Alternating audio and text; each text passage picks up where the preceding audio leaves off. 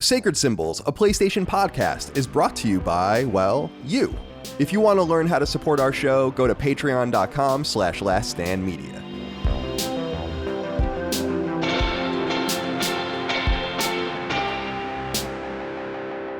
Hello, everyone. Welcome to Sacred Symbols Plus, a Sacred Symbols subsidiary, a little bonus extra for you guys. I'm very excited for this episode. We're talking Silent Hill 2 remake. I'm joined by Gene Park, my buddy. Gene, how are you? Good afternoon. How's it going? Good to be here on yet another podcast. Yes, I don't know. sir. I'm tired these days. It's been overwhelming, and it's been the run up to the election and a lot Yeah, going on. I totally get that. Absolutely. Yeah. And also joining us, Mr. David Scott Jaffee. Jaffee, Hello. how are you? I am very good. I'm doing great. I'm playing the crap. I'm addicted to the Call of Duty, to the multiplayer, playing the shit out of that, and trying to catch up with all these games and spending a lot of time in Freedom Town, USA, the Kamala Harris Fortnite level. Right. Where all the cool kids hang out. And I'm good. I'm great. There's just I'm overwhelmed with it's a bounty of games, and I'd like to kind of settle in. I heard you guys before the show talking about Metaphor. I'd like to kind of make that my Thanksgiving game and settle in and let that be what I really lose myself in over that holiday. But I got to finish like 3 other things. I'm stunned I finished Silent Hill 2. And I rarely finish games, but I loved it so much that I finished that in like 3 days, which for me is a pretty rare thing. So I'm good though. Thank you. Yeah, good to have you guys here. I'm very excited to talk to you guys about games. I love talking to both of you about games, especially. You guys have very unique perspectives, so I always appreciate it. Before we start, will you let Gene know that I thought he did a good bit on ABC News yesterday with the Kamala level? Hey, Gene, you did a really good bit on ABC News about with the Kamala level in Fortnite, so good job. Cool. Thanks, man. Thanks, Brad.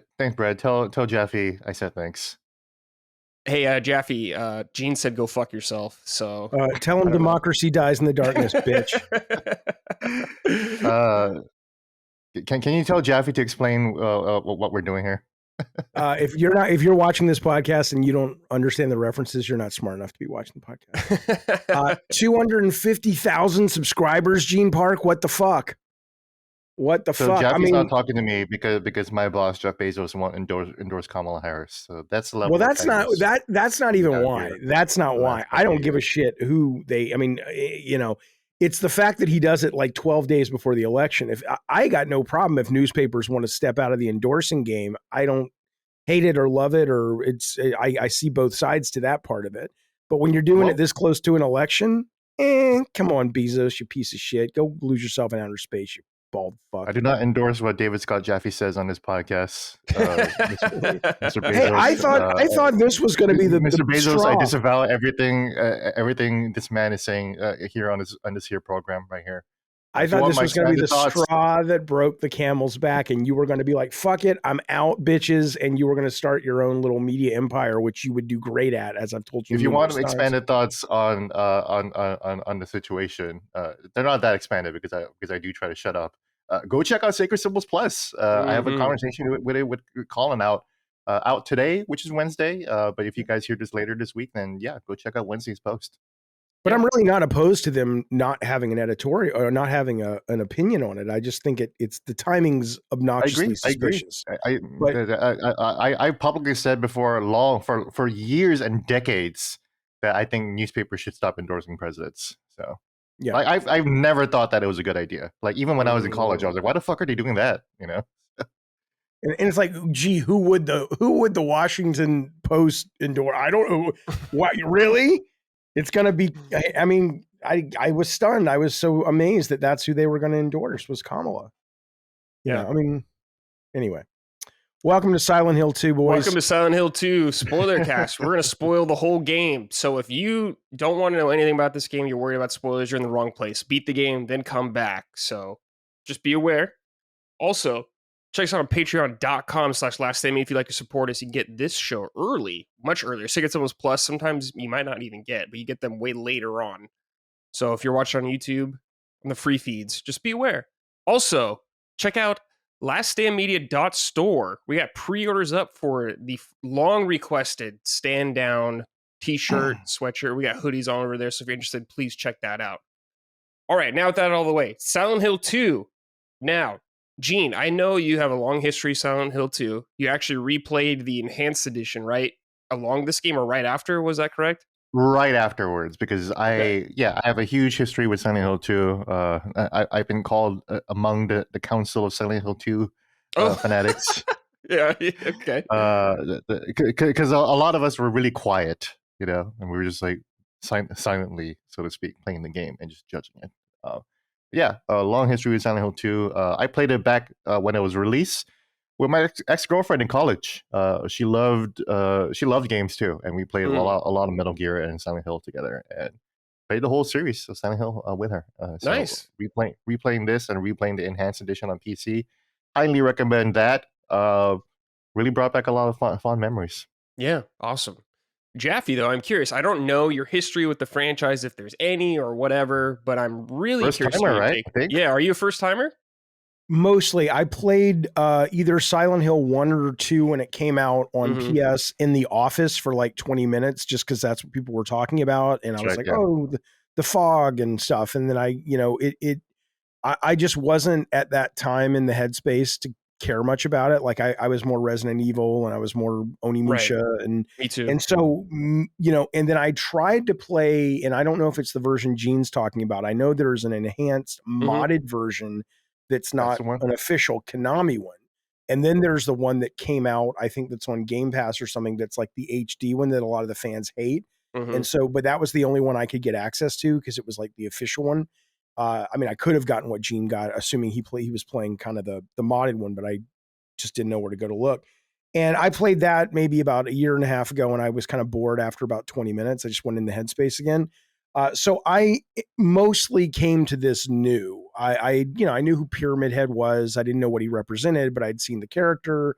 I never understood until even after I finished part 2, the remake, about all the lore and the cult in the town and all that. So I was coming to 2 and finishing 2 pretty much brand new. So a lot of my assumptions and analytics and reading into the metaphors and whatnot, a lot of people were like, oh, well, if you played game 1, that makes more sense. And I'm like, I just looked at it as 2 was my own standalone thing.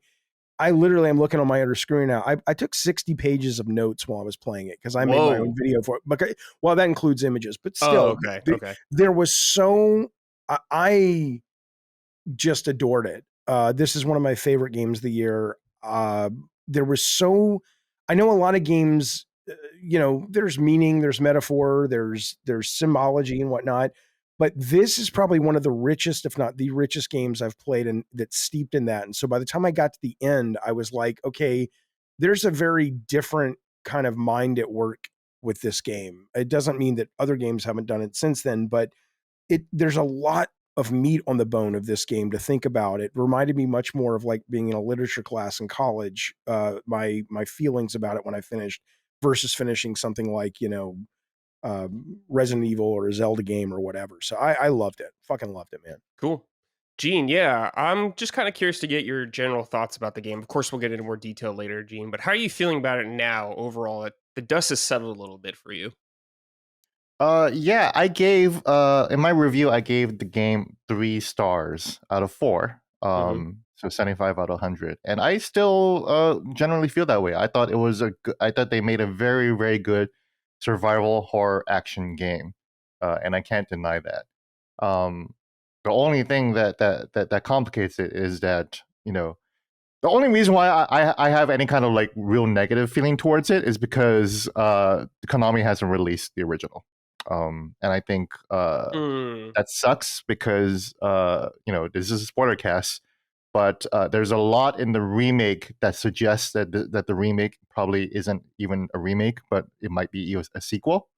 And there are too many references. I watched way too many streams of first-time Silent Hill 2 players who would bump into those little Easter eggs where every time you run into the old parts of Silent Hill 2, and then the game will go ding, ding, ding, and then give you a completely different camera angle.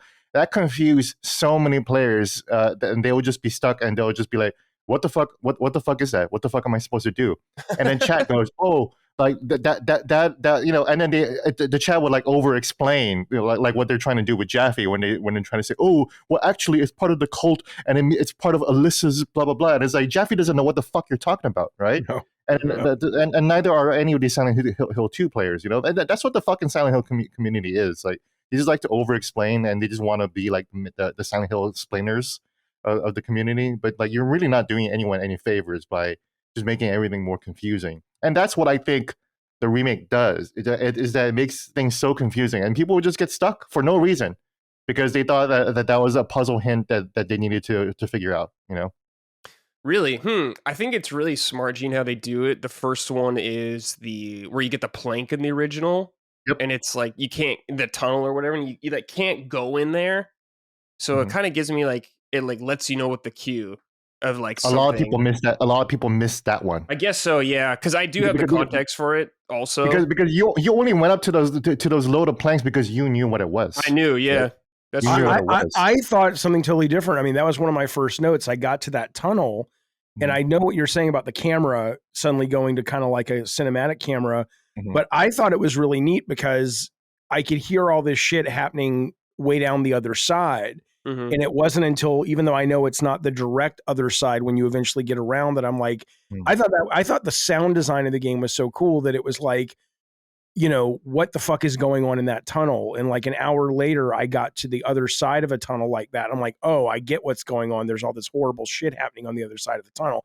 But I had no idea that was cueing me. What was it cueing me for? It's like references to the original game, because all those moments in the remake are things that happen in the original. Like in the original version of Silent Hill 2 Jaffee, you get the plank of wood inside that area. You don't get it in the apartment building. Yep. So anytime you would see something like that, like a lock on a bed or something like that, and it'd play that sound, it's like that was probably a puzzle from the original game that's just not in this version. So it wasn't meant to do anything other than just be kind of like a little Easter egg that maybe was over Easter egg. Wink. Remember the first game? No, we don't. Nobody That's what does. I thought it was. I thought it was just that. But Gene, when you're talking about like people with all these crazy like fan theories, like Final Fantasy VII kind of stuff going on here. Talk to me about that, man. I just recently learned about this kind of stuff because when I was playing it, Gene, I thought they were just like little references of them just giving nods to the past. No, but now there's I was like crazy theories. Yeah, I was like, oh, they're confirming the loop theory. Yeah, what is that? I don't know what this is. Oh, that's James real. Sunderland is just trapped in purgatory or hell, and he's reliving Silent Hill 2 over and over again. And that's why, like when you run into, like, for example, the apartments, and you have that big old coin puzzle, right? And then in the second version of the apartments, or I'm forgetting the second apartment's name, you find the old coin puzzle, and then so the game is suggesting James has been through it before, or a different version of James has been through here before, and he either fucked up the puzzle or he like broke it or something, you know. And then so this is another James, and then you see also the bodies. You know, it was intentional that James, for example, is sitting in front of the TV in the apartments when someone's getting shot. Right. And then you see bodies of James all over Silent Hill 2. So they make that a lot more intentional, and they put it out there that James Sunderland is dying over and over again in this place. Yeah, so that's what I'm asking, Gene. It's not a theory, then. That's because that's what I took from it. Isn't that what the story is, or no? You're saying it's just a theory. That was not the story of the original. No. I see. Okay. Yeah, that's what I was confused because you see bodies that look like James in the room with Eddie in like the freezer area like that. They look exactly like James. So, and there's even a note he leaves himself in the New Game Plus. If you go back, there's a note saying, "Oh, maybe this will help me in the future" or something. So, I wonder, why do you think they added that? Then that's interesting that wasn't in the first one, the Silent Hill 2 original, but it was in this. Because so the reporting comes out that Konami folks and the original Team Silent folks wanted to change more of the game, and Bloober team were the ones to say, no, we want to make a remake of Silent Hill 2. And I think the reason why the Japanese side of Silent Hill 2 wanted to change things, one, because they're the original creators and they were thinking about changing things, right? But two, they live in Japan, where the most influential piece of art is Evangelion. And they wanted to do. Do you know about the Evangelion rebuild movies? No, You but know I assume Evangelion, right? but it's a time loop thing, is what it is. The Evangelion Rebuild, what was supposed to be a big budget movie version, a remake of the Evangelion TV series. They're like, because the TV series famously ran out of budget, blah blah blah, right? They're like, what if we just threw all the money we could at it, right? And that was the marketing. Several years later, the second movie comes out, and at the end, I guess spoilers for Evangelion Rebuild. I wrote a so- spoiler note to Ag already. Okay. So Yeah. go ahead. So yeah, Oh, wait, hold on. spoilers for Evangelion. Hold on. Yeah, 5, 4, 3, 2, 1. Okay, Gene, go ahead. Yeah, spoilers for Evangelion Rebuild. I'm not going to spoil too much, but it turns out by the end of the movie that it's a completely different story, and the story is about what if the main character made different choices, or what if the main character was just a different kind of person altogether. How would that story pan out? And so that story is the one that inspired Final Fantasy Remake to be like, oh, well, this isn't actually a remake, but it's a remake. We are remaking history, and then Scott Pilgrim recently just did that too, with the Netflix show.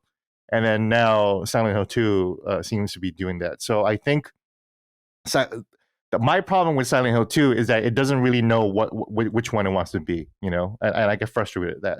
I wish it was just either a straight remake or just like a different version of it that didn't have those references, or just a straight remake, or just a completely new game, or fuck it. What if it was just a completely new story set in this the same areas? That would have been interesting too. Just like a Silent Hill 2 spinoff. I think you got to be careful with that kind of stuff. You don't want it to be too dramatically different than the original. Like, of course, I think it's good to make changes in the remake. Like, Resident Evil 2 has like a bunch of changes compared to the original, and there's some changes I don't like as much as the original, but they definitely were. It was a hit with people, so it's a good idea. But Gene, I like the idea of Bloober kind of being like, well, we're going to try to keep it similar in some ways. They compromise, of course, but they're if people didn't like this game, they would have got all the blame for it again, even if it would have been Japan's. Sure. Yeah, exactly. Yeah, and making a new thing was riskier, right? Yes. When it's not the original creators, like doing it, like how Final Fantasy VII Remake had a bunch of the original people working on it. Yeah, exactly. Right. So I wish it was like one way or the other. I wish they swung one way or the other, as opposed to like this weird awkward thing. And it's not that awkward. I think they still strike a decent balance, right? But I'm just trying to find reasons to be critical, and I think that is one thing that that just kind of bugged me, Yeah, a little torn on it. I totally get that. From being, I think if you come to it fresh like I did, without any of that good or bad baggage, baggage is baggage, whatever you feel about it. None of that. Well, your perspective is very important. Yeah. So. Well, if I was Bloober, I wouldn't, or Konami, I wouldn't know who am I serving here, right? I think that's one of the hard parts about when fans ask for remakes. People say, "Oh, do another Twisted Metal," or people tell Sony, "Make another SOCOM." I'm like, dude, once you get past a certain shelf life of a franchise where it's been dormant, people, they romanticize it, they bring their own personal experiences to it, and you're never going to live up to that. And so even though I think it was a good business decision to make Silent Hill 2 versus a brand new IP for Konami or Bloober, I think inevitably they had to have baked into the formula, we're going to disappoint some hardcore people, because you can't please people with this if they're hardcore fans, No, you can't please everybody. Absolutely. But I am happy they're doing other Silent Hill games. Some of them, of course, not good. They're experimenting a lot. Horrible. We have that. Everything else has been horrible. Yeah, like the show Ascension or whatever, god awful. But we have that other game, Silent Hill F, coming up, which is like a brand new one, which looks interesting to me. But Gene, I'm curious about this whole thing of, and Jaffee too, about this whole repeating kind of cycle thing that James is in Silent Hill or whatever. It's like his personality is repeating. Do you like the idea of them doing this, or do you wish they didn't do it at all? I didn't hate it, actually. So it's like, before people think that I'm complaining about it, I thought that's why I'm like, I wish they went one way or the other a little bit harder. Kind of wish they went a little more into it. They never really confirmed like, oh, this is totally a loop or whatever, or they don't really add anything new, and it just ends up being kind of like Final Fantasy VII Rebirth, if anything, where it's like, oh, we ended up in the same spot and everything was pretty much the same. But like, look, as an old fan, for me, it kind of tickled my brain, and it was entertaining for a little bit, it was entertaining to see all the stuff, and it was pleasurable for me as an old fan to see that stuff. And I didn't really notice. I didn't notice any of that whole like remake flashback stuff confusing anyone until I saw other people play it, and I was like, oh, that is a problem actually. Yeah. And people, and again, like a lot of people miss that plank part, so they didn't get that. You're correct that seeing that plank part would inform the player. Oh, this is just some kind of like visual feedback thing that I don't really need to pay attention to, because clearly there was no puzzle there, right? Right. So that would have been smart design if they made that a little bit more clear. But you have to turn right as you're approaching the planks.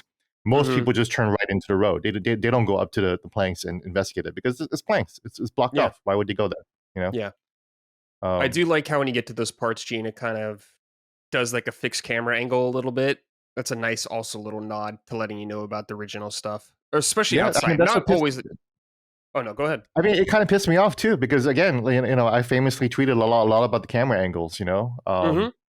I wish the over the shoulder third person camera is fine, but I wish they played around with the cameras a little bit more in certain spots. Obviously, my biggest complaint, and I specified this in the review, is the Pyramid Head chase sequence at the end of the hospital. They in the original, they do not announce Pyramid Head's arrival. You are just walking down a hallway, and then suddenly Pyramid Head shows up behind you, and then you have to struggle with the controls, walking towards the camera, away from the camera, left and right to the camera, as you see Pyramid Head lumber behind Maria, who's behind you, and he's basically like grinding up against Maria, and you're just like, oh fuck, or whatever. And then you get to the elevator, and then the cutscene happens, and Maria dies. Right? In this version, they announce Pyramid Head's arrival in a cutscene, so it's no longer a surprise. Maria's behind you when that cutscene happens, and then when the cutscene stops, Maria is in front of you, right? And then you guys are both running away from Pyramid Head, so you can't even see the threat.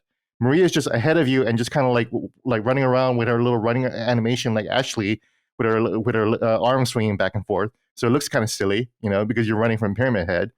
You don't see Pyramid Head at all, and she's in front of you the whole time because they're trying to make this chase a little bit more interesting. And then the cutscene happens again, and then Maria's fucking behind you again.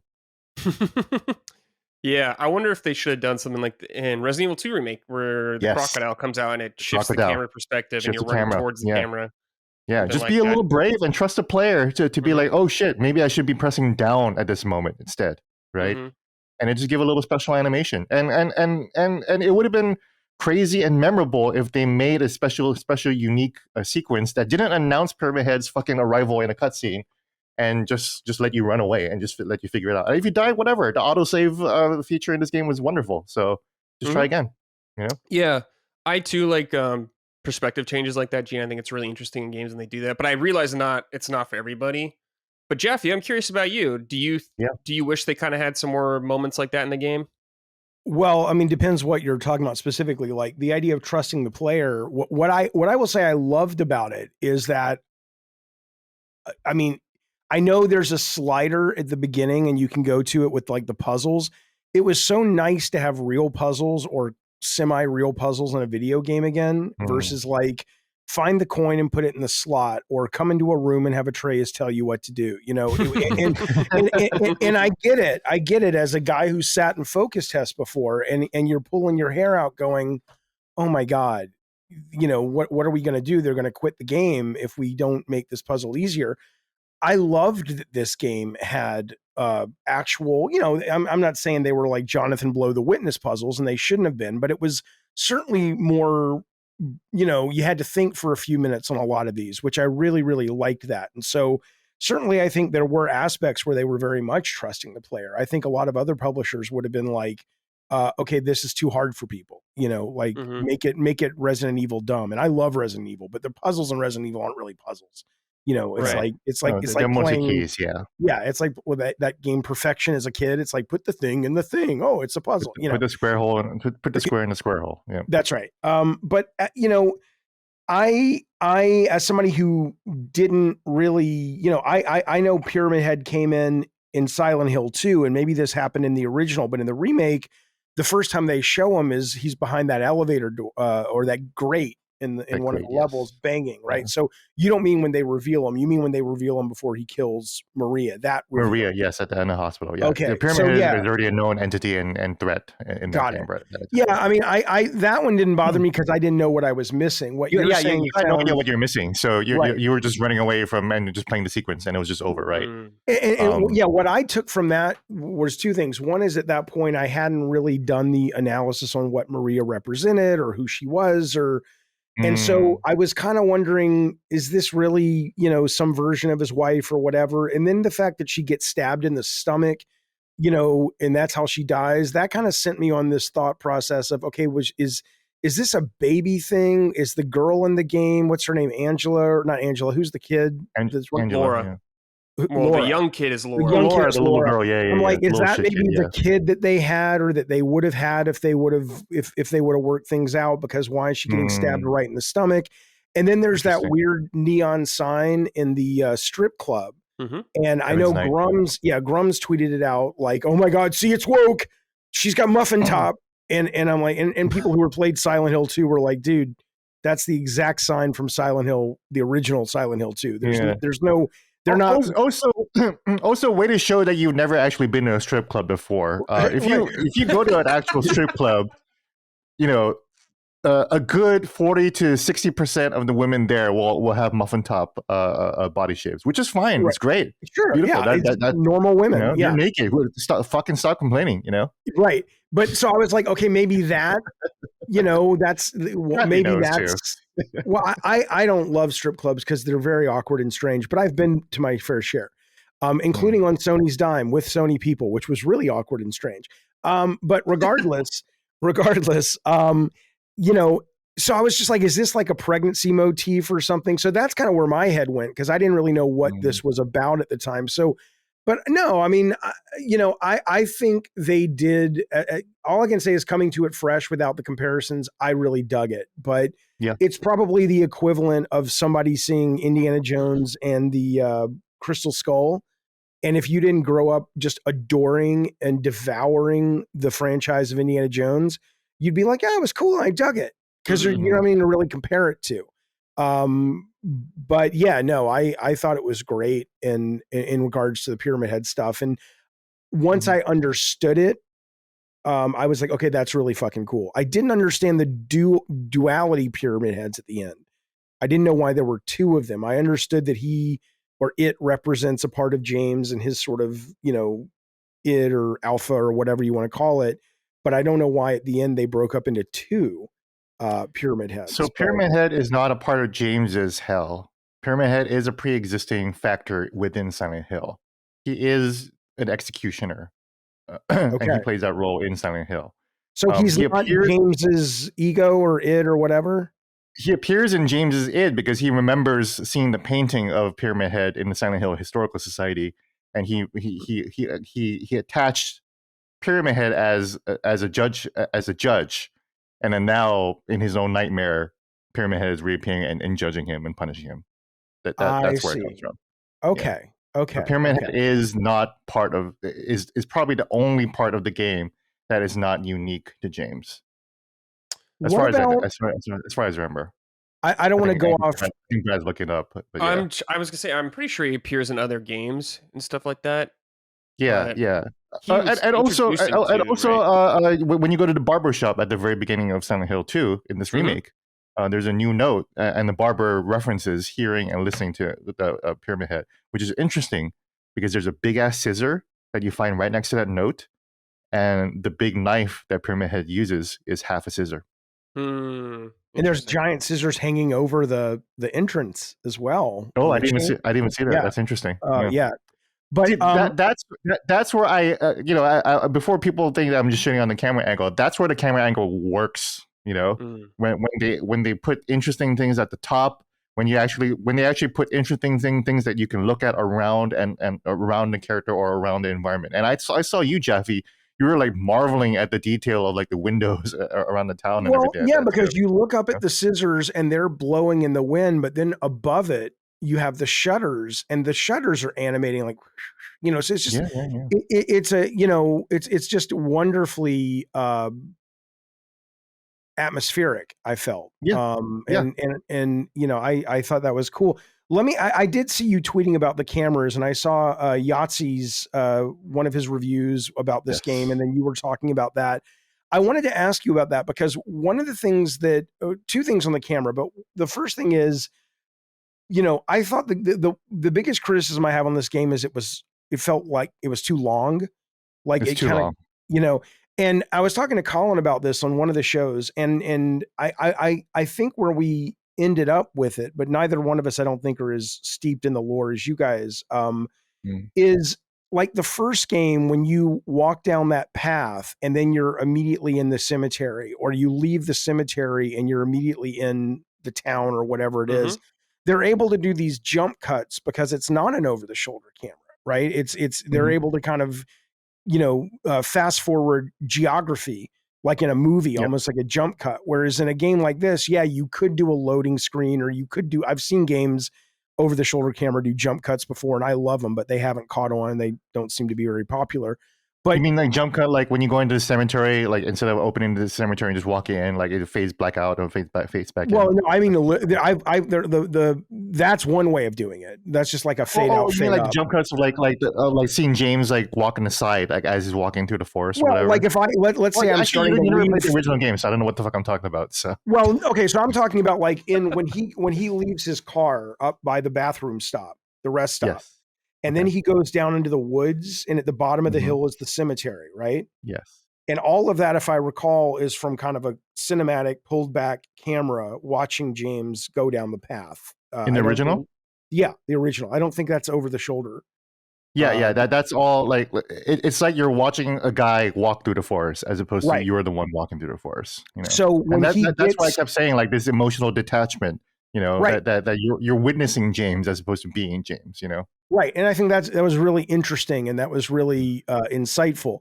But geographically speaking, when you get to the bottom of a hill, and then you're suddenly, I think they do a fade or a load or whatever, you're in the cemetery. They don't have to build all that walking time. So I wonder how much of the game being maybe, you know, bloated is in somewhat related to the camera, right? Because when you leave the cemetery, there's all of that stuff that was that in the original Silent Hill? You're walking past the garage. Maybe it was, I don't know, but they made it longer. Yeah. They made that whole walk longer. Yeah. And I don't know if that did the game any favors. I mean, did you feel that it was bloated and too long? Like it just kept going. It was great, but it kept going and going and going. It was the same thing. Brad, how'd you feel about the leg? So I don't think the things that they added like outside of the town, like getting to explore other areas, particularly at the beginning of the game, you do the bar, the record store, and the diner. I'm not a fan of that part. I'm not a fan of the I actually like that part because I get to see more of the town, and it makes it feel more like a. It's cool to see more of the town, and I liked it when I first played it, but when I replayed it, I don't like it. Oh, okay. I don't like it. I haven't replayed it yet. It sucks on replay, but yeah, I did enjoy it. I did enjoy walking around like, oh, I'm in the Texan Cafe, you know. You know, all these places, you know, the Happy Burger, you know, all these places that you remember from the original game, you know. And they're very detailed and cool. So, you know, it's cool, but you know, anyways, go ahead, Brett. I think some of like the interior areas though kind of drag on a little bit too long. Just some of them. Just like I kind of wish they did it. I'm not as familiar with it, Gene. Like I did play the original again this year, but I'm still not as familiar. Where some of the areas felt a little longer to me. And I was just like, I wish it wasn't as long. I think it's their loop of like the apartments. Okay, there's 2 to 3 floors. There's basically 3 things you have to unlock to get to the next thing. Okay, now there's another set of apartments. Now there's the hospital. Now there's the prison. Now there's the labyrinth. Now there's the hotel. And I get it, games are loops because, you know, they have to be for the most part. But I think there was like 6 of that. And after a while, it's like, okay, now I'm at the hotel. Now I got to deal with this shit. Oh, there's the dark version of the hotel. And it's not that I disliked any of it. It's just like, I got to a point where I was like, okay, I got it. I get it. Can we move it along? But, you know. Yeah. I think the biggest pain point for me was not the apartments, although the apartments were really, really long too. But I actually kind of liked how long the apartments were. When you finally leave the apartments, I was like, oh my God. I felt like I was in there for like fucking half a year, bro. Didn't bother me, actually. Because the first time you did it. It's a hospital. It's the Yeah, hospital. I think it's the hospital. Yeah. That ran on for way too long because that they fucking juke you by when you open that empty box and you see James go, fucking kill me right now. It's like I just want to fucking kill myself. Give me the in water ending right now.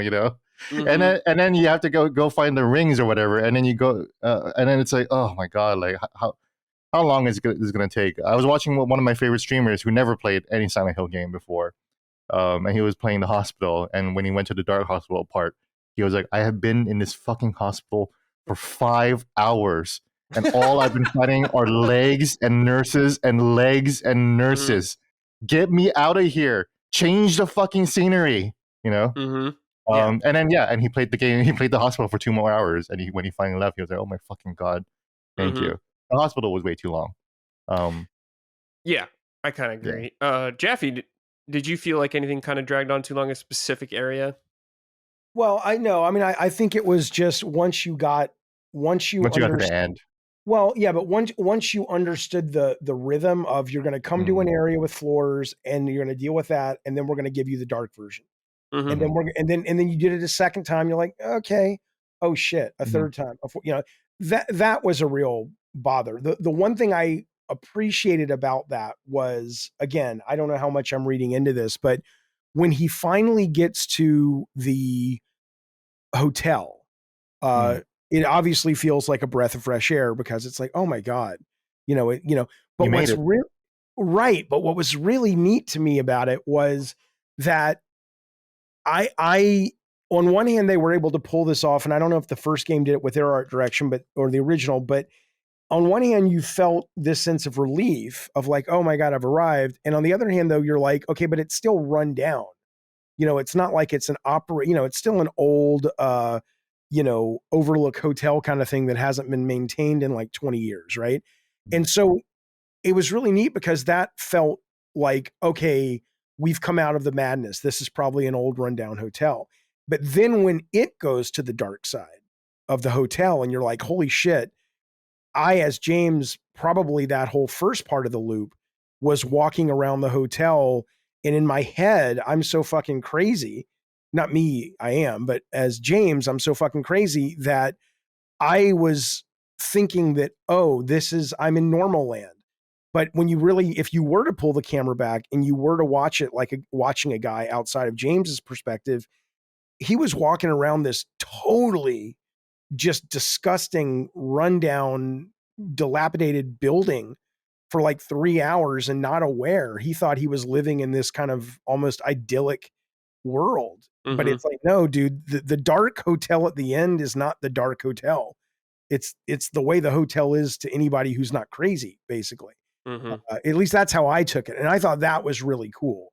But it took a while to have to deal with that loop on the other things, the other levels where they did. Does this make any sense what I'm saying, in order to be keep going. to get the gotcha of the end? And I don't know how intentional that was. It was like, we want you to think the hotel, here's the apartments, now it's dark. Here's the hospital, now it's dark. Here's the prison, now it's dark. Here's the hotel, now it's dark. Nope.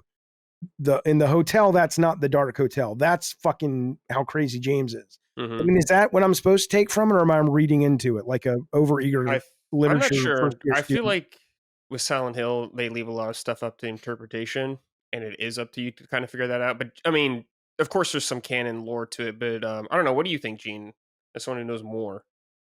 Yeah, I think your read is correct. I think the James's perception. What were you saying? James's perception is that this hotel is probably pretty clean or something. Well, if you get to the hotel the first time, you're like, okay, he's made it back to reality. The hotel is what he remembers, and obviously it's shut down because it's been a long time. But so no one's there, and there's cloths over the tables, and maybe it's shut down for the winter. Who knows? But it's not an operating nice hotel, but it still seems like reality a little bit, and you kind of feel like, oh, I made it.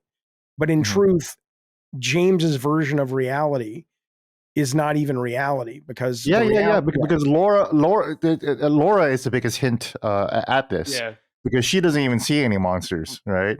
And she's just a fucking kid like walking around this town.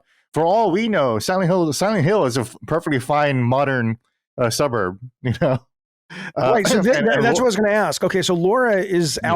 out of this space, right? She's not in this like hell thing like everyone else is. Like everyone has their own kind of version of Silent Hill that they're seeing. Mhm. Like you get that shot with Angela with her walking up the stairs and there's the fire Yes. going. And Right. she's like, it's always like this. So that's what she's seeing. Eddie, Mhm. they do a really clever thing that I realized Mhm. later on, Gene, is when you're in the Mhm. theater talking to Eddie, he's breathing and you can see his breath going. And Mhm. but James doesn't have that, and that's because when you go and you fight Eddie later, it's like you're in a frozen locker kind of thing like that, and that's Mhm. what I guess his Silent Hill is more like, frozen kind of area. Mhm. So everyone is kind of seeing their own things going on here. That's why, yeah, Mhm. Laura is just like, what's the big deal? It's probably just like a normal looking town for her. Because she's innocent. She Yeah. is free of sin. You know. So she's walking around just fine, talking to Eddie, talking to James, wondering what the fuck James is going on about. You know. Okay, well, let me ask you about that. I was fascinated by this when you say she was free of sin. I mean, I love what you guys are saying. People have told me that as well. I didn't really understand what the little girl was supposed to be, but I love that story, what you guys are Mhm. saying. But I was very interested in kind of what seemed to be the moral compass of this game because, you know, It's don't kill your wife. well, I know, but everybody, if we're assuming that Eddie, and if we're assuming that Angela are not figments of James's Silent Hill, but they're actually real characters in their own version, and maybe It's kind of clashing against maybe James. there's Yeah. thousands of other ones, but these are just the ones that James happened to encounter or whatever. Yeah. Every single one of those, all three of those characters were justified. They weren't justified in the sense that they should not be found criminally liable for murder necessarily. Sure. But they all have sympathetic reasons. I mean, Angela, kills her Yeah. abusers. Eddie, at first I thought the way I heard it was he killed his dad for bullying him, but I guess it was schoolmates for bullying him.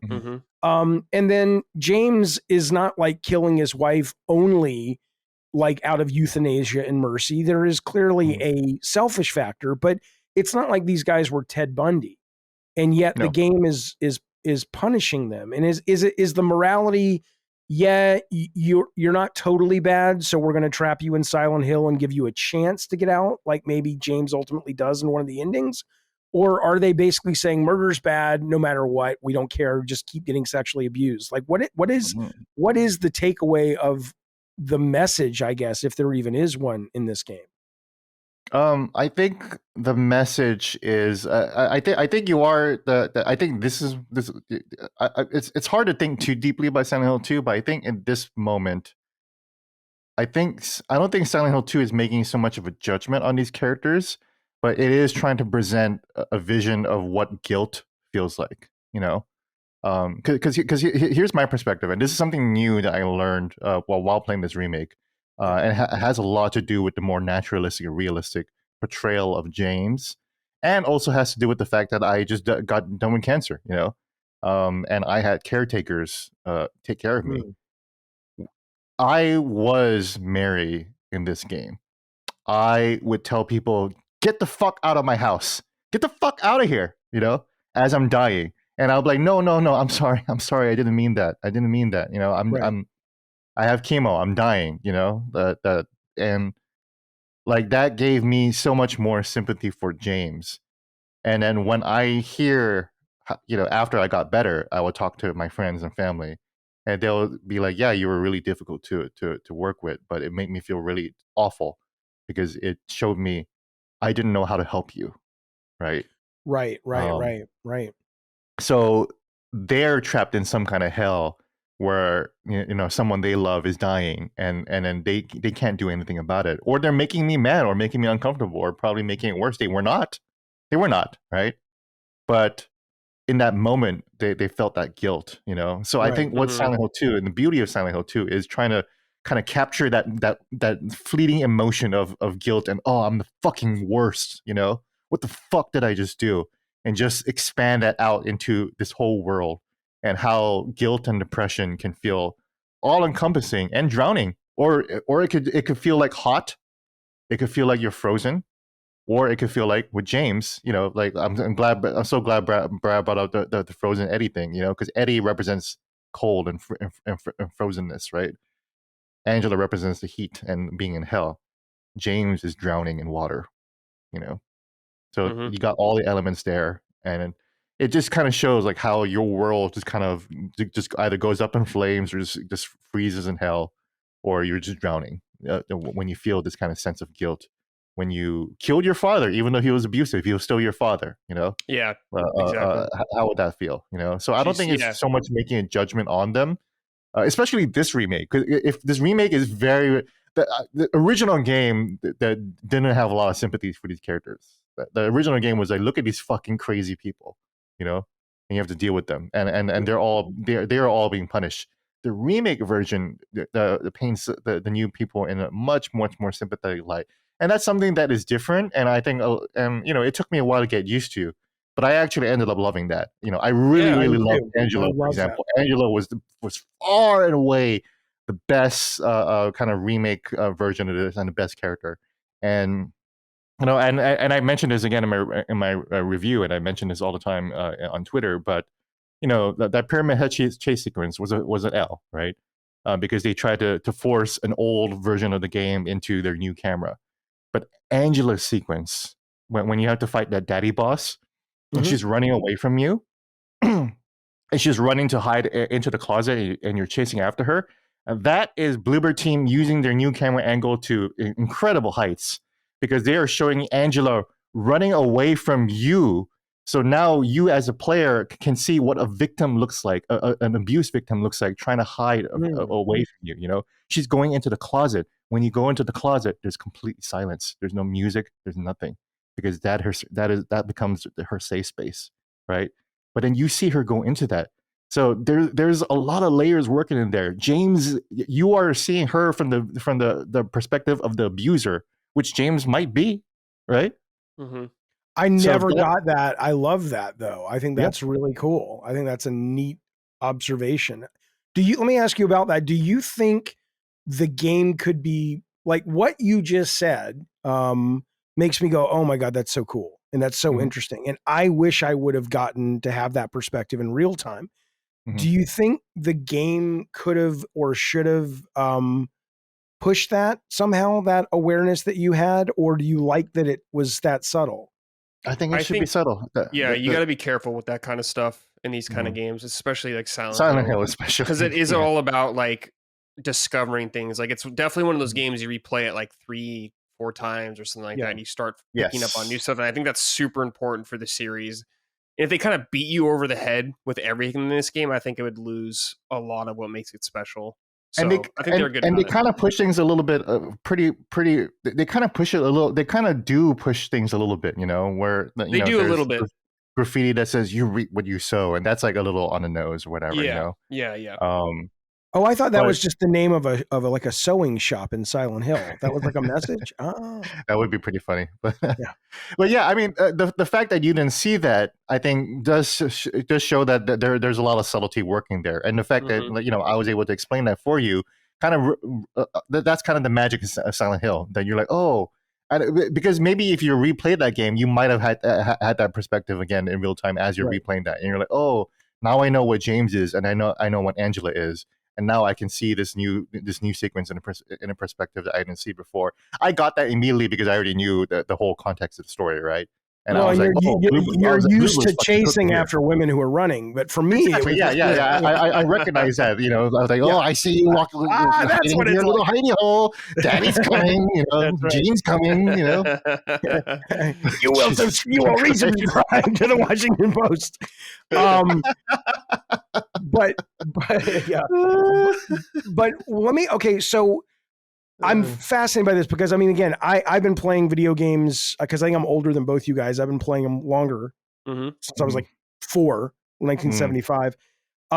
But maybe my diet of gaming is very, very different because, or is Silent Hill 2 just that special? Because I got finished playing Silent Hill 2 and you know, like I said, I took tons of notes. I did my own spoiler cast on it. We're having this one. I'm loving this conversation. I want to play it again. And I'm like, why is this game so rare then? Why is a game? Because it really does feel like there was in the original and in this one, there's a lot of smart thought happening here. I've made games and I didn't I mean, I put thought into them and the team put thought into them, but why do you think this is such a rare bird then? Because the Team Silent were very, very creative people. You hit it on the head where this game feels like you would take apart in a literature class, right? That's what makes Silent Hill 2 so special. Silent Hill 2 was kind of the first game that did this, you know. Dustin, our good boy, baby boy Dustin, you know, I had dinner with him last week, and he was saying, yeah, I'm playing the original Silent Hill 2, and I was like, fucking fantastic. That's great, right? And he was like, yeah, you know, it's not really hitting as hard as I thought it would, right? And I was like, Dustin, you have played Persona 3, 4, and 5. All games that are about exploring palaces, about someone's guilt or sin or whatever. This concept is old to you.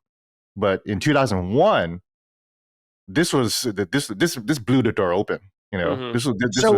I was going to ask, what are some of the games that built on this? Not so much thematically, because there's a lot of indie horror games that clearly are inspired by Silent Hill, but in terms of other games that could fit into that. Wow, this is sort of really.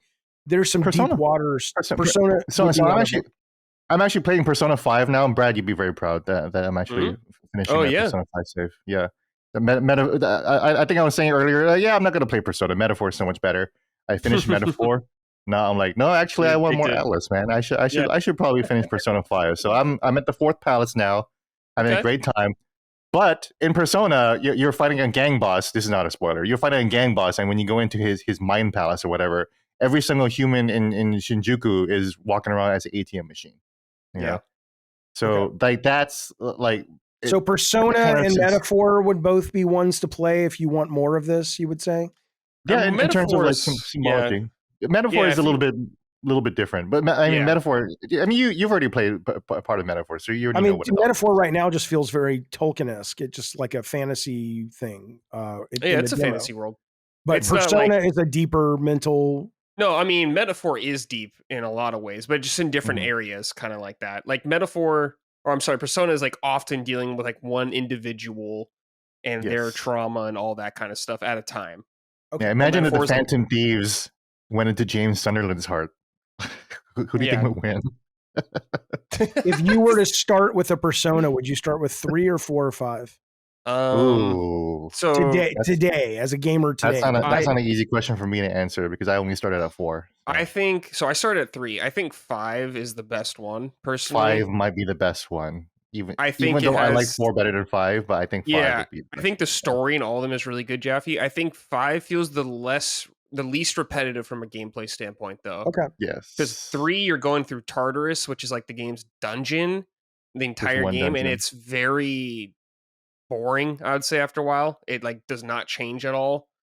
4 gets a little better, but it's still right now in its current state, Jaffee, it looks like a PS2 game. You know, there's no remake of that quite yet. So if you were to recommend a game for Thanksgiving, be it Persona 5 or Metaphor ReFantasia, which would you recommend?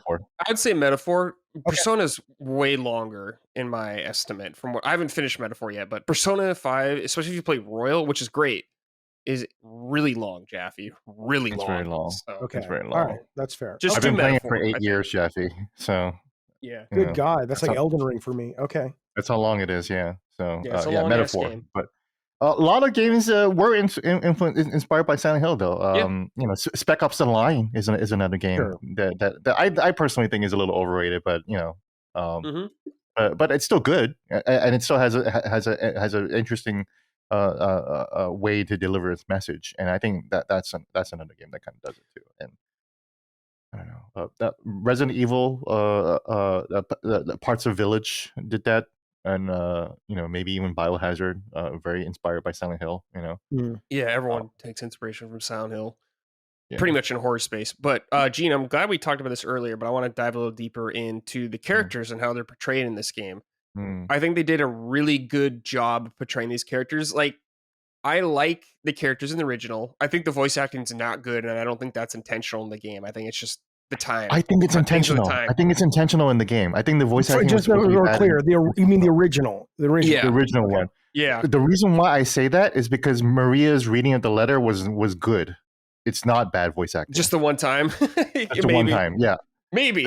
It's all the same voice director. I think they intentionally made it so like the only time when the voice acting should actually matter is when it's good. You know, But I don't know why you would make the voice acting bad. Like, why? If you're telling this really serious story. I mean, also part of it is that the actors were not that great either. You know, right? So. Yeah. So maybe it's a little both, but Yeah, it's a little bit of both. Yeah, but they did a really good job, Gene, of anyways, yeah, portraying I'm sorry. these. Yeah, they did a really good job of portraying these characters and like really feeling, because like even if I had qualms with the original, people love the original and the characters and the writing. Like it's perfect to them. A lot of these people, Mm-hmm. so it's big shoes to fill, but I think they did a really good job, especially with James. I thought was great, actually. I really liked the guy that played James. I thought he was good. Just some of the facial stuff they got down to with all of them, just like the expressions of just like him being so annoyed and however they portrayed. And I really liked Eddie a lot in the game too. Like a lot of his scenes I thought were really good. Him eating the ice cream in the movie theater. That was great, man. I really loved it. The pizza box on the floor. There's some changes that, were risky, but I think they paid off really well. But Gene, how did you feel about all these characters? Someone who loves the original. Yes, I love the original. Like I said, I think the more naturalistic, sympathetic characters took some time to get used to, but I ended up liking what they did, and I think for what they're trying to achieve here, I thought they did a really great job. I think Angela is the best. I thought Eddie was great too. Oh my god, dude, the fucking boss fight against Eddie is fantastic. So much better. Fantastic. So much better. All the boss so fights much are better.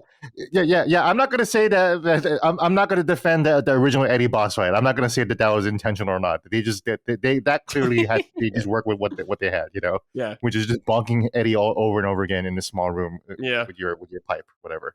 And they turned it into this really like thriller-esque fight scene, a gunfight in a meat locker. They kept the original.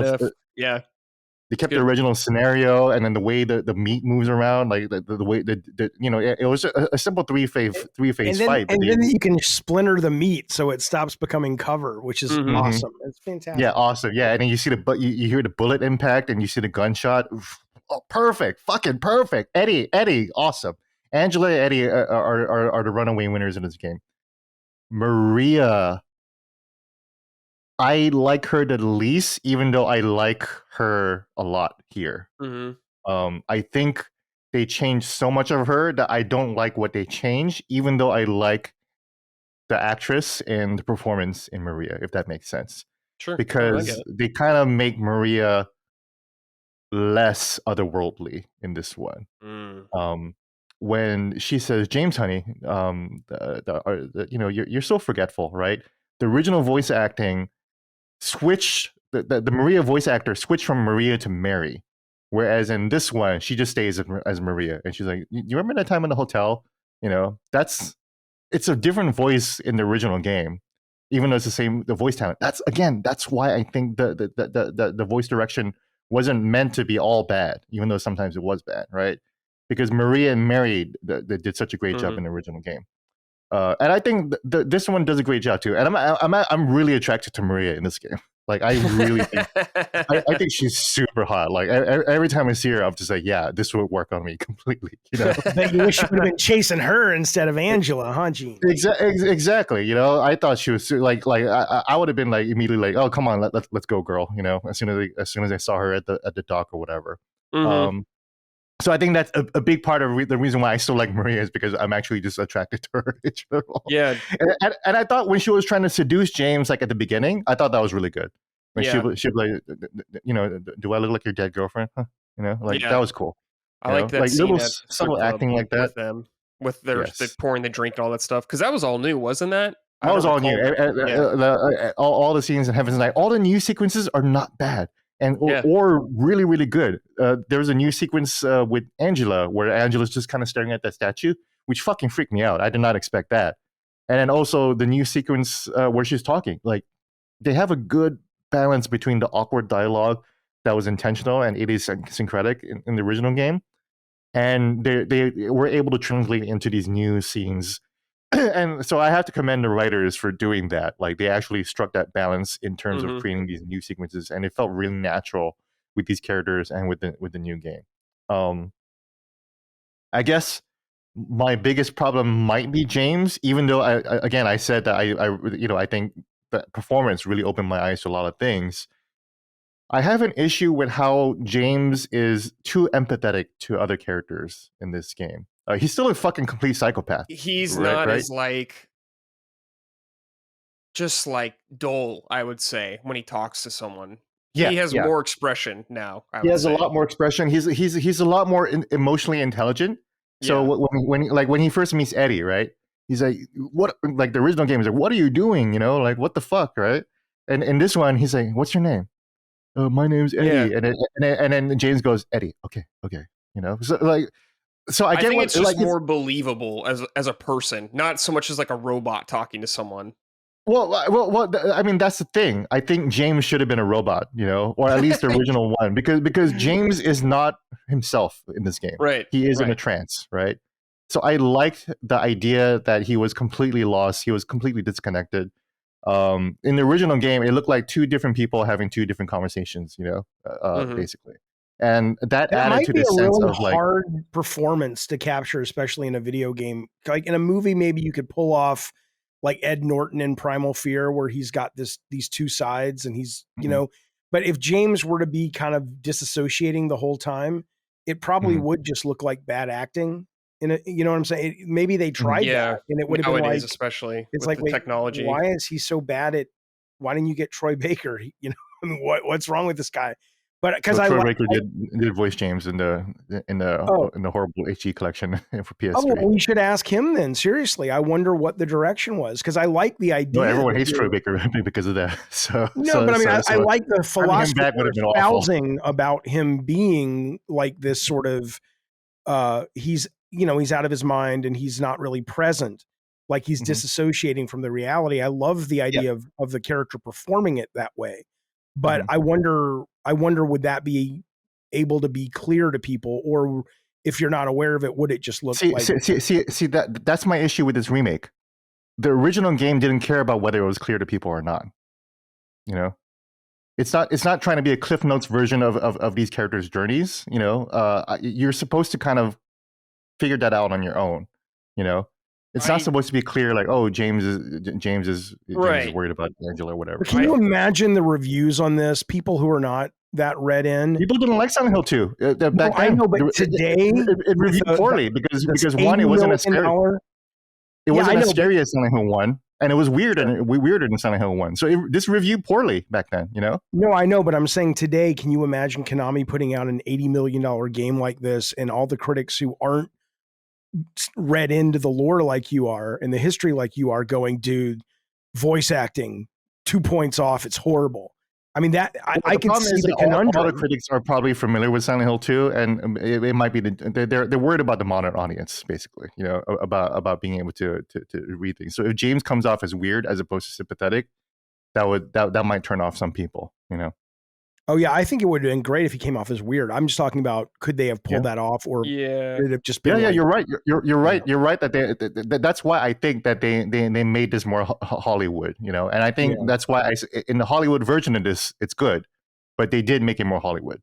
Yeah, I think with back then, I think it was easier to get away with that kind of thing, just because voice acting wasn't super good in a lot of things. Like I'm thinking of Final Fantasy X or whatever, you know, it's not amazing, like that would not fly today, that kind of stuff. So I think back then it was a lot more lenient. You know, it's like Konami, not everyone could be Metal Gear at that time. So I think a lot of people forgave it. And I think just nowadays, like what Jaffee was saying with more modern people who have never played it, if James was acting and speaking like he was in the original, people would be like, what the hell is going on in this game? This is really, really weird.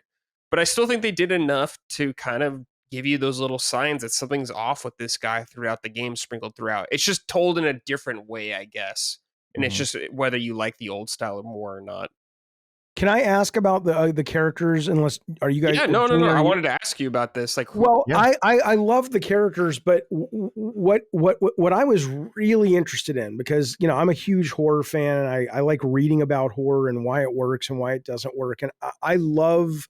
And it's kind of tropey to talk about, but I do love the awareness of, you know, horror being a representation of our times and what scares us being a representation of the time in which the horror is made. And I think, you know, our relationship with crazy basically has changed, right? The idea that the characters you guys are saying in the original Silent Hill 2 were like, these guys are nuts. Isn't that scary? Isn't that weird? When we did around the same time, we did a game, Twist Metal Black, and all the characters were bad guys, but they were all in an asylum. And we got a letter from some psychiatric association saying, this is a really bad thing because you're basically saying anybody who needs to check themselves into a mental hospital is some kind of murderous serial killer. And at the time, I was like 27 and it was a different time. And I'm like, you guys are fucking idiots. Shut up, Poindexter. Get back in the locker before I push you in there. That was kind of my mentality. Now, I think because as a culture, we've shifted, rightly so, wonderfully so, into understanding mental health a lot better and being sympathetic and supportive. It must be very hard now to sort of look at that as a shorthand for fear, right? The idea of an abuse victim, or all of them are abuse victims to some extent. But I really was interested in that, and the idea of, can you even do crazy anymore as a horror trope? Or is it just not because it's like, oh, you'll be canceled, but because it why are you afraid of that? You should be sympathetic, I mean, I bring it up because when you're talking about the old characters, like, do you even think today's audiences would they look to cardboard cutout if Angela or Eddie were just these raging crazy people like you're saying they were in the original Silent Hill 2? Well, they were not cardboard cutouts. The voice acting was just sounded like they were from 2001. Yeah, but you were saying they weren't sympathetic in that one. Well, not like. Here's the thing. I'm so glad you brought up like doctors writing in and saying, "Hey, this is insensitive to people," right? Because this kind of actually dovetails into what what people are talking about with Dragon Age Veilguard, right? I think so many people, ever since therapy became mainstream in recent years, I think therapy speak is infiltrating so much of popular culture writing.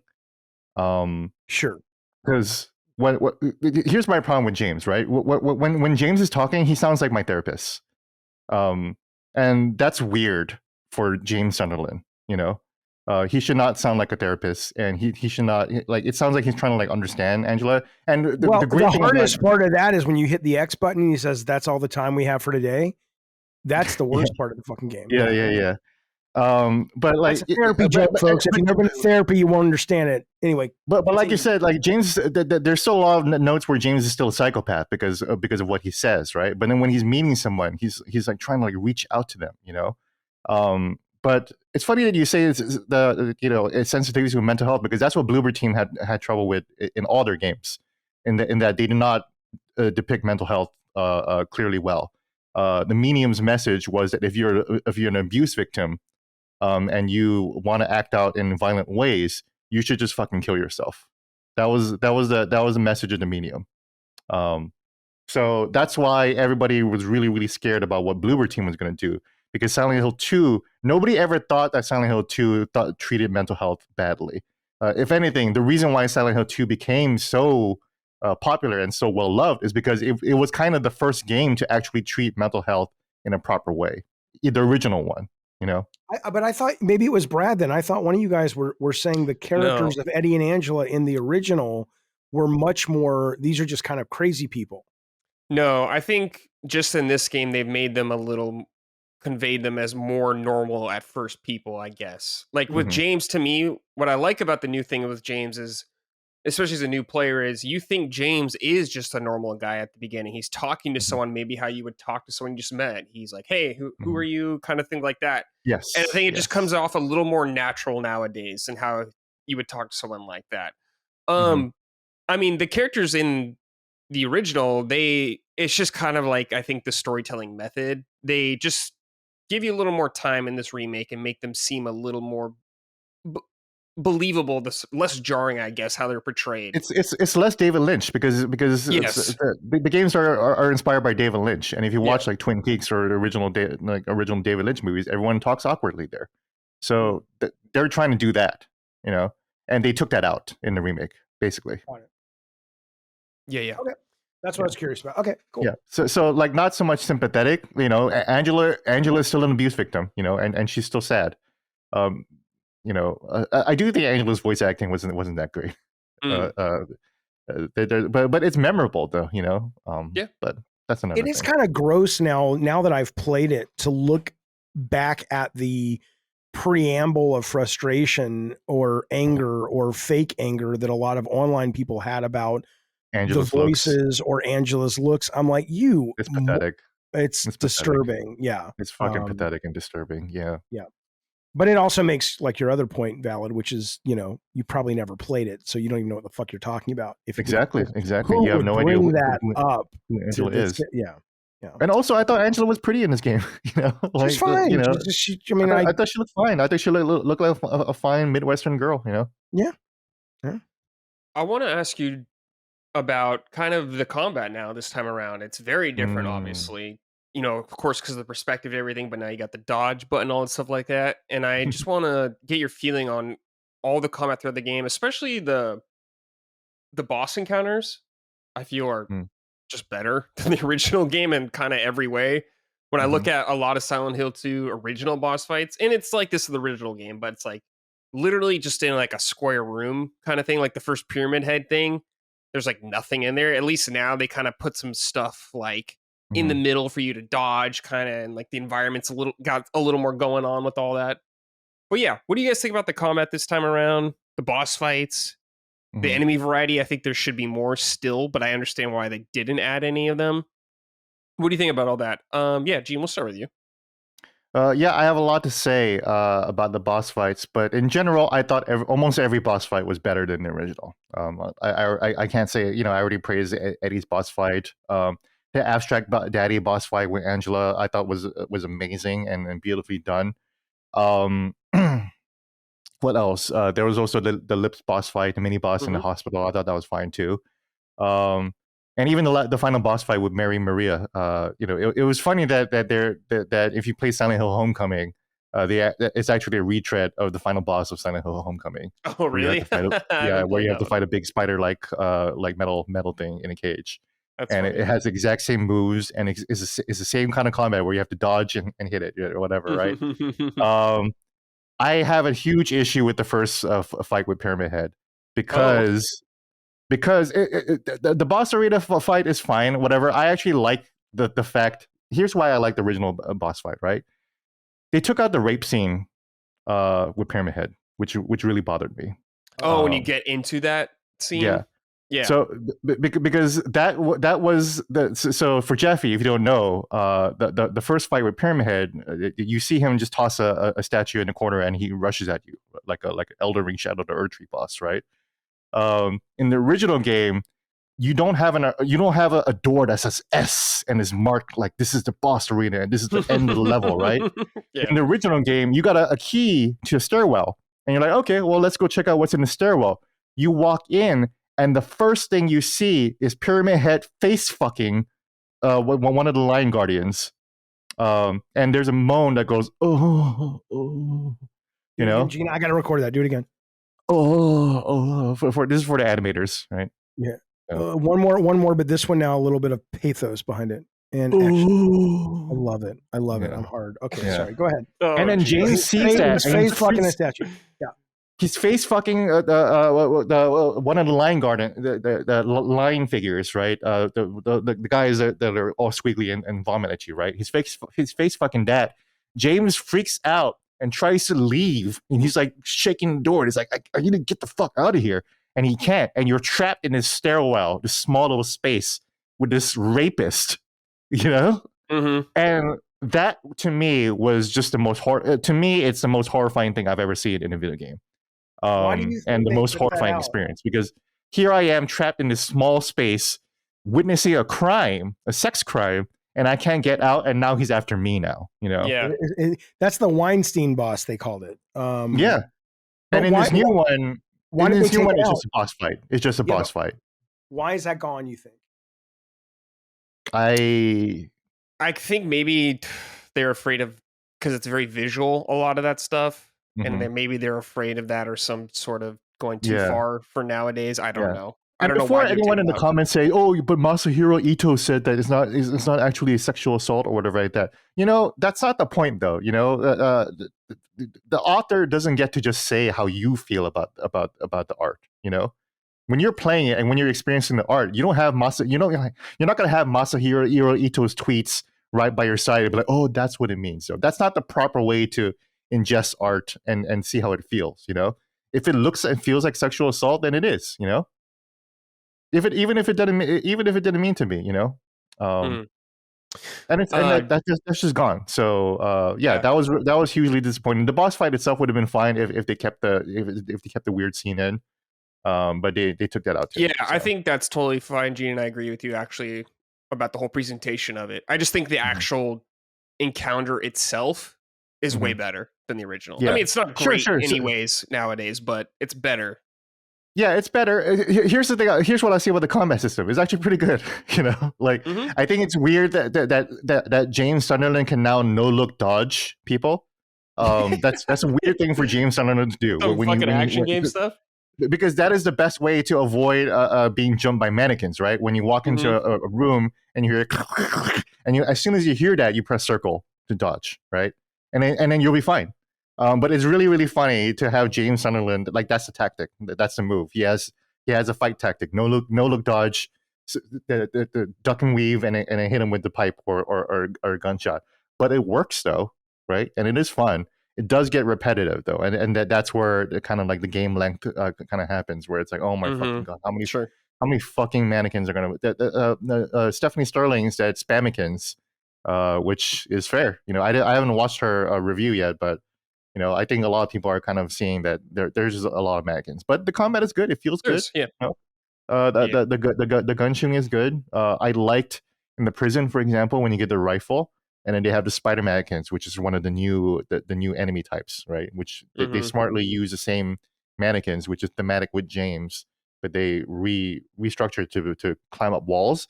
Again, that's another clever use of the new camera angle. Now you can look up and you can use the rifle to snipe these things down. That's fun, Yeah, I wish they added like a new enemy just to mix it up, because I do think there's too many of like mannequins and stuff like that. Mannequins and line figures, yeah. I guess I understand, because they're so worried about people getting upset if they change anything.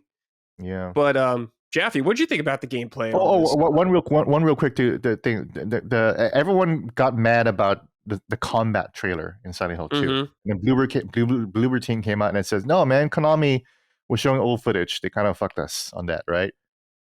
When you watch the old combat trailer again, you believe Bloober team. There is stuff in that combat trailer that disturbed a lot of people that is not in the final game. For example, the nurses, they would do a combat action man a vault over the cover, which is weird.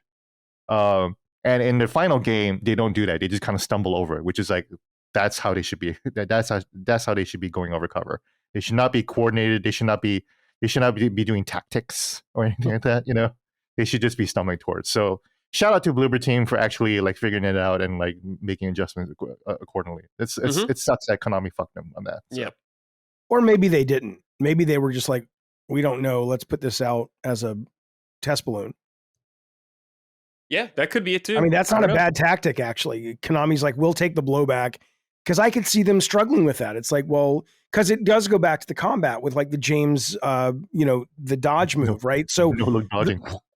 And this is not a knock against gamers, but gamer literacy, and I know that sounds so snotty to say, but gamer literacy is so all over the place, but mostly low. And I don't mean their ability to read, but I mean for example, my understanding of why the gunplay in this game, which I was fine with, but it was kind of a pain, is it's like, well, this is not Solid Snake.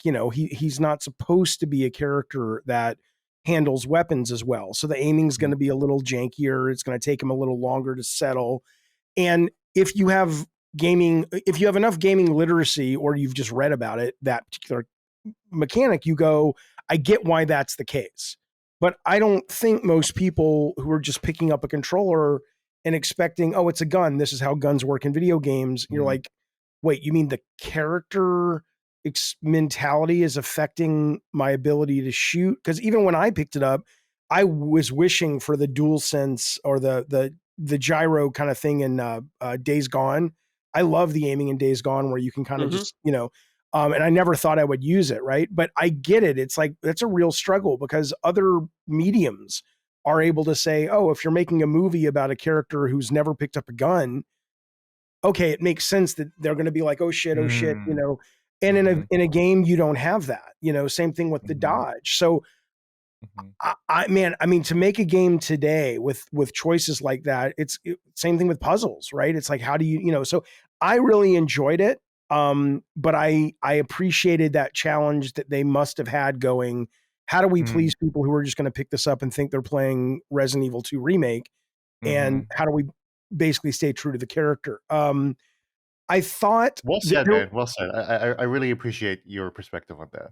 Yeah, I don't have an answer though. I appreciate your appreciation, but as a one-time designer, I'd be like, I don't know which side of the fence we do this on, other than No, but it does give me a deeper appreciation for their struggle and their challenge with this game, because I can't imagine I wouldn't have a good answer for it either, honestly. Yeah, which is why I'm like, you know what? I think the combat was good. I don't want to shit on it. I don't want to say.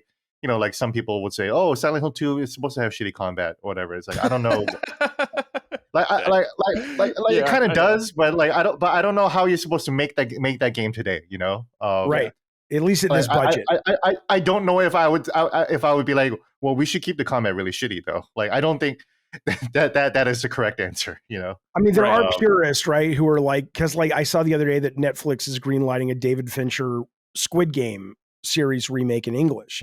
And the purists are like, why are you remaking it at all? It's like, well, Americans don't like subtitles. And it's like, okay. And I get it. I absolutely get it. And it's like, yes, but they're a business as well. And at the same time, it's kind of disrespectful to the art form, but it's not pure art. It's never been pure art. And that seems to surprise a lot of people on the internet when they're like, why can't it go back to how it always was? I'm like, bitch, I was there. It's not pure art. Not everybody got a green light just because they wanted one. You had to still jump through the hoops and do the dance. And but on the comment, even with the God of War Greek trilogy, you still had to make a compromise back then too. Absolutely. Even with, I was telling somebody yesterday, I remember sitting at Sony Music pitching Twisted Metal, which was called Battle Cars, and the head of marketing, Peter Dilley, had come in. And everybody was going around the table, all the producers going, here's what I want to make for PlayStation. Because we only could make like 4 games that year or whatever. And we could only make 4 games. That's how quick Twisted Metal was like $750K and it was 80. It took 8 months, but not the team killed themselves. But anyway, point being though, is that, we'd go around the table and I said, okay, I want to make this game that's like Mad Max in a city with cars, but it's in 3D. It's like Doom with cars. Okay, green light, you're done. But I still had to jump through hoops because other people didn't get the green light. They were like, I want to make a puzzle game, this, that, and the other. So anyway, that's how it's always been. In Silent Hill 2, and I don't know if this was in the original Silent Hill 2, I loved the sequence in the prison where they didn't really squeeze it for the tension they could have, but where you flip the lights and the lights are on a timer and you only have so much light before the lights go out. I prison, I love that part. Yeah, that was that in the original or no? No, that was not. That's new. Yeah, I thought that was really cool. That and the meat locker fight were really, really interesting. But the other thing I wanted to say though is, I played it in normal settings on puzzle and combat, but once I got to the meat locker section, it got a little difficult for me. And it wasn't that I couldn't have solved it, but it was one of the most clear experiences for me of that state of a game being challenging enough that you're not bored, but not so hard that it stops being an immersive experience and it just becomes an exercise in solving the challenge or beating the challenge. And I wonder in a game like this as well, that idea of, a game like this seems like if you played it and it was hard enough that you disengaged from the world and the immersion, it seems to me like that's a failure of this kind of game. And I don't know, because you guys are better gamers than I am, I don't know if you ever had a point in this game where you maybe died like 3 times at most, and then you moved on. I think that's the kind of game this should be. And so I ended up dropping it to easy after the Eddie fight because I was enjoying so much the the flow of the narrative and being along for the adventure that I started really resenting that feeling of, okay, I no longer feel like I'm living this story. I feel like I'm a gamer now going, okay, how do I beat this? How do I solve this? What's the pattern? I'm curious about y'all's relationship with that, the difficulty aspect of this. Was this kind of mostly you died 2-3 times, no more than that? Or were there parts where it spiked and you were okay with that or you were frustrated by that? I died, I think, like 3 times maybe in the game, Jaffee. I think I did die once in the Eddie fight. And what I like about it, though, I'm one of those people, Jaffee, that kind of embrace that. I like the sense of dread. Like, to me, it feels like a fight for your life with that stuff. And it is for James. So that's how I kind of look at it. And I totally get how, we are if you're Souls fans. So yeah, that's true. So if you're in the flow of the story, I totally get it because it can put a stop to it. And it just, that like level of tolerance is different for every single person. Yeah. But for me, the difficulty, and I just played it on normal. I've only gone through the game once. I thought it was great because it wasn't so difficult for me where I was like beating my head against the water. I'm going to be like, oh, I don't know how I'm going to beat this guy. It was just kind of like, okay, this is a serious moment for James and for me now. So I really got to fight for my life through this kind of thing. So I like that tension it adds. But that was just my experience with it. But you probably had the experience I ultimately had when I dropped it to easy then, because if you only died once or twice, I don't really do that in games though. Do what? I drop it. Or I drop No. The experience meaning that your medium was my easy.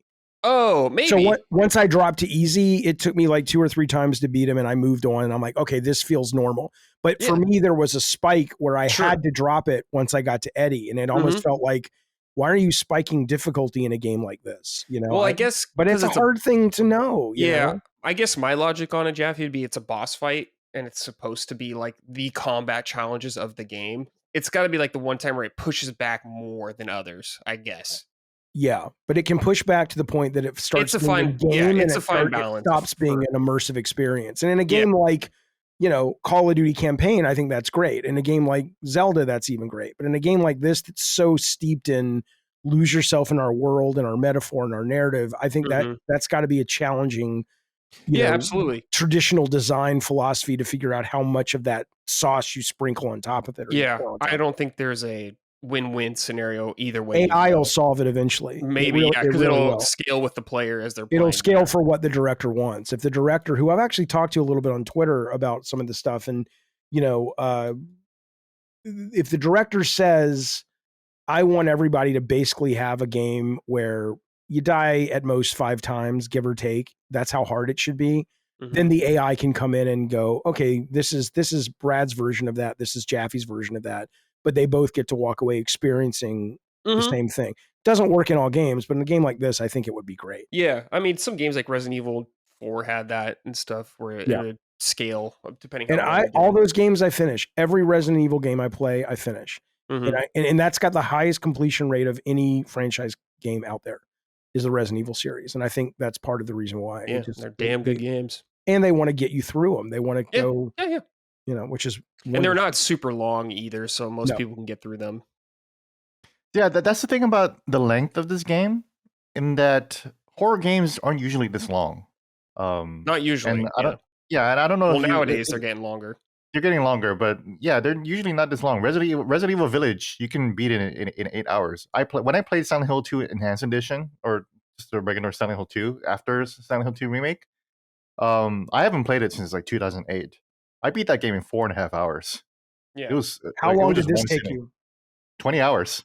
Yeah, me too. 22 hours for me. 20 hours. It was very long. It took me 15, just a little bit over 15. But I guess it's just, everyone goes at their own pace, just the way it is. But, I mean, some Resident Evil games are like, Resident Evil 4 Remake's long. That's a long game. That one's long, yeah. That's pretty long. It was like 15 hours, so that was pushing it. It is an action game, though. That's the difference, right? Yeah. And Silent Hill 2 is more like psychological horror. So, okay, there's a lot of psychological horror going on for a long, long time. Especially with the enemy variety being so low as it is. It's a little bit like Final Fantasy 16. And I thought, I was super hyped for, and I still love Final Fantasy 16, but I was super hyped for it. I was like, oh my god, Final Fantasy has Devil May Cry game. That's my dream come true. I love Devil May Cry games, right? They're my favorite series. I did not realize that I never actually wanted 100-hour Devil May Cry game. I don't want to play Devil May Cry for that long. So that's kind of where I kind of came around with Silent Hill 2. It's a little too long. I feel it's 15 hours. Just shave off half of that hospital and maybe like a little bit of that prison, Sure. you know? Sure. Or the labyrinth, actually. Maybe the labyrinth could have been cut a little short. Then yeah, you know, I think that would have been okay. So. What did you guys think of the music? Didn't notice it. Didn't notice it? What about you, Gene? Silent Hill's known for music. Yeah. Well, I obviously it's great, and the audio design was fantastic. Yeah. The covers of the original songs, like Theme of Laura, are significantly worse than the original versions. They sound like bar jazz renditions, or like bar, like they sound like they're done by a cover band, you know, like in a jazz bar. But it's Akira Yamaoka. He did it again, right? Didn't he? He did the soundtrack. Yeah. And he sucks now, so you know. Okay. Like he just didn't do it as good. He's not playing it. He's not performing it as good, you know. And you can't, like, just because he's a legend doesn't mean you can't say, oh well, he's not, you know. I've seen Bruce Springsteen live, and I really wanted to see Bruce Springsteen live for a really long time. And I saw him when he was like 76 years old. He fucking sucked. I was like, what the fuck? So, but yeah, like when you hear the theme of Laura, the fretting on the guitar licks are so short. Dun, dun, dun, dun. He's like plucking at it as opposed to he's letting the notes carry. If you listen to it, you know. Okay. It was a soaring song before, and now it's just kind of plucking along. And it's like, what? Why are you playing it that way? I don't get it. It sounds like he's palming the frets, and I don't understand. So, like palm muting it? Okay. Yeah, palm muting it. You know, it's like, what? Why are you playing it that way? That's not how it was played before. Yeah, I think he probably just wanted to do something a little different for it. I guess it was a little different. That's fine. I don't think it should be exactly the same, but yeah, if it doesn't work, then it doesn't work. Yeah, I mean, minor complaint. You barely hear the song. I did like the choice of the ending song. Actually, Jaffee, what ending did you get? I got the one. I got the one, right? Apparently where he drives his car into the water. I didn't know he did that. I thought what it was you got the best ending. Well, I got the sad ending. I mean, he kills himself, but I didn't get the ending. That's the best ending.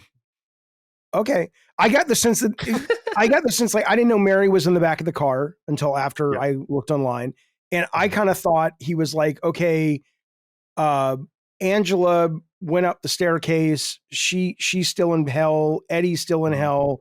He finally made it out of the time loop, and he drove away. And somebody was like, well, you need to listen better to the sound, because it sounds like he's driving off the bridge and going into the water, and that's why the letter's floating in the water at the end. So I guess he killed himself. No, he killed himself. Yeah. That's the ending I got. But what do you mean it's the best ending? Meaning that I mean that's the best possible ending for James, because otherwise he's trapped in Silent Hill. Oh, there's one ending they have though where it looks like he could get out though, right? Where he gets you think he gets out? Leave ending? Yeah, you think he gets out? Yeah, you think he gets out, but and then she's in the rear view, right? The rear view mirror. Yeah, that's the one where the bad ending. Leave is supposed to be the quote unquote good ending, where you leave with Laura, right? But you know, again, the loop theory is that you never really leave. That James is probably stuck there forever. I have to ask about that, but can I ask about that now? I mean, yeah. Okay. We're talking about endings, baby. I got the leave ending, by the way. First off, I did not understand, when I went online afterwards, like, I love the idea of the endings being different based on how you play, but then when you kind of look at the checklist of what brings you an ending, there seemed to be a lot of arbitrary shit. And at first I was like, oh, maybe it's based on the noose puzzle or the noose riddle that I picked, or it's based on the way I did the coin puzzle. And some people said, yeah, that does play a part, but it's also how close you stood to Maria and this. And I'm like, how the fuck why is that reflective of anything in my psychology? So I wanted to ask about sort of, are you guys vibing with how they chose what ending you got, or did it just feel random to you like it did to me? That's how the original was. So I don't know how you get the other endings really. I've only played through the remake one time, so I'm not really sure the other steps to unlock. Yeah, which them. ending did you get? I got the leave ending too as well. Nice. Yeah. But I thought I would get the Maria ending because I was streaming it and I talked to Maria in the hospital again. Yeah. And I guess there's a bonus scene and they're like, "Oh, going for the Maria ending, are you?" And I was like, "Oh, I don't know. Am I?" It's like I was just checking on her. But Yeah. I do think that's interesting, Gene, about like standing by her, stuff like that. I think that's actually really cool. Like reading the player's behavior. I think that's awesome. Yeah, but it was random for me. But the behavior isn't necessarily indicative of, oh, I care about her. It's like no. But they're trying to do it in a gameplay way, and obviously it's not perfect. But like when you look at the knife too much, when you look at Angela's knife too much, that's another a push towards the suicide ending, right? Yeah. I mean, I get it in retrospect, but it seems like I guess what it was trying to do was reflect your play style, reflected your ending. But it's more like you just did a bunch of stuff, and we've attributed that stuff you've done to sort of metaphorical takes on your psychology, which does work. It just kind of feels a little different than most games where it's like you get this ending because you did these things that tie into that. But I guess I like it when games have invisible meters and counting things. I like it with Elden Ring has a bunch of invisible meters counting things too. So yeah. I actually like it when a game does that and is being a little bit mysterious about what because you can't fucking fool Colin that way. Colin can't just print out 3,000 pages and be like, oh, I should just do this and I should just stand next to Maria all the time or whatever like that.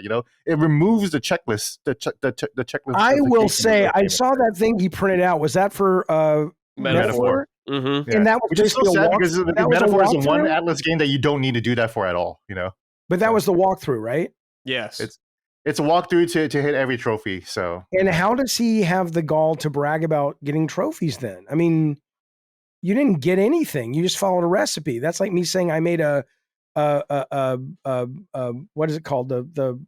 What is the fuck a cinnamon bun cake. I saw a recipe for it last night. I'm like, I'm making that for Thanksgiving, but I didn't do anything. I just followed the recipe.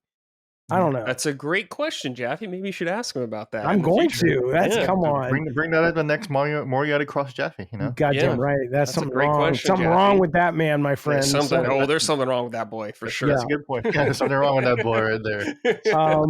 But on the ending, let me ask you this, because I know they added some endings, but there is one ending where, because I watched them all online afterwards, where he gets in this rowboat, the rowboat that he's in, and he heads back out, and there's kind of a suggestion. That is a worse ending. That is an actual bad ending. Okay, but there's kind of a suggestion that he's going to try again, right? That's the idea with that one. Yeah. So I asked because that's where the loop theory kind of comes in, right? Oh, okay. Well, so when we were doing my stream, the director was watching, and he wrote me and said, I like games. Yeah. Yes. And yes.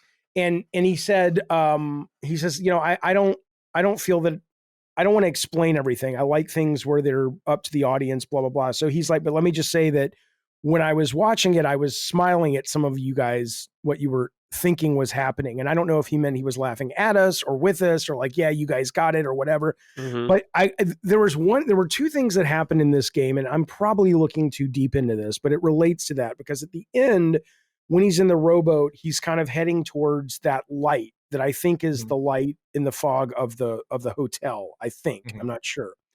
But there are two things that happen in this game. The first one is when he sees Maria at the dock, and he's kind of, the camera rotates around him and he's kind of looking out. You don't know what he's looking at because the camera is like, I'm looking at you guys right now. And it's the only time I've seen in this game, he basically looks right into the camera lens, right? Like he breaks the fourth wall a little bit, like he looks right at us, which it turns out that's sort of the exit that's the hotel, right?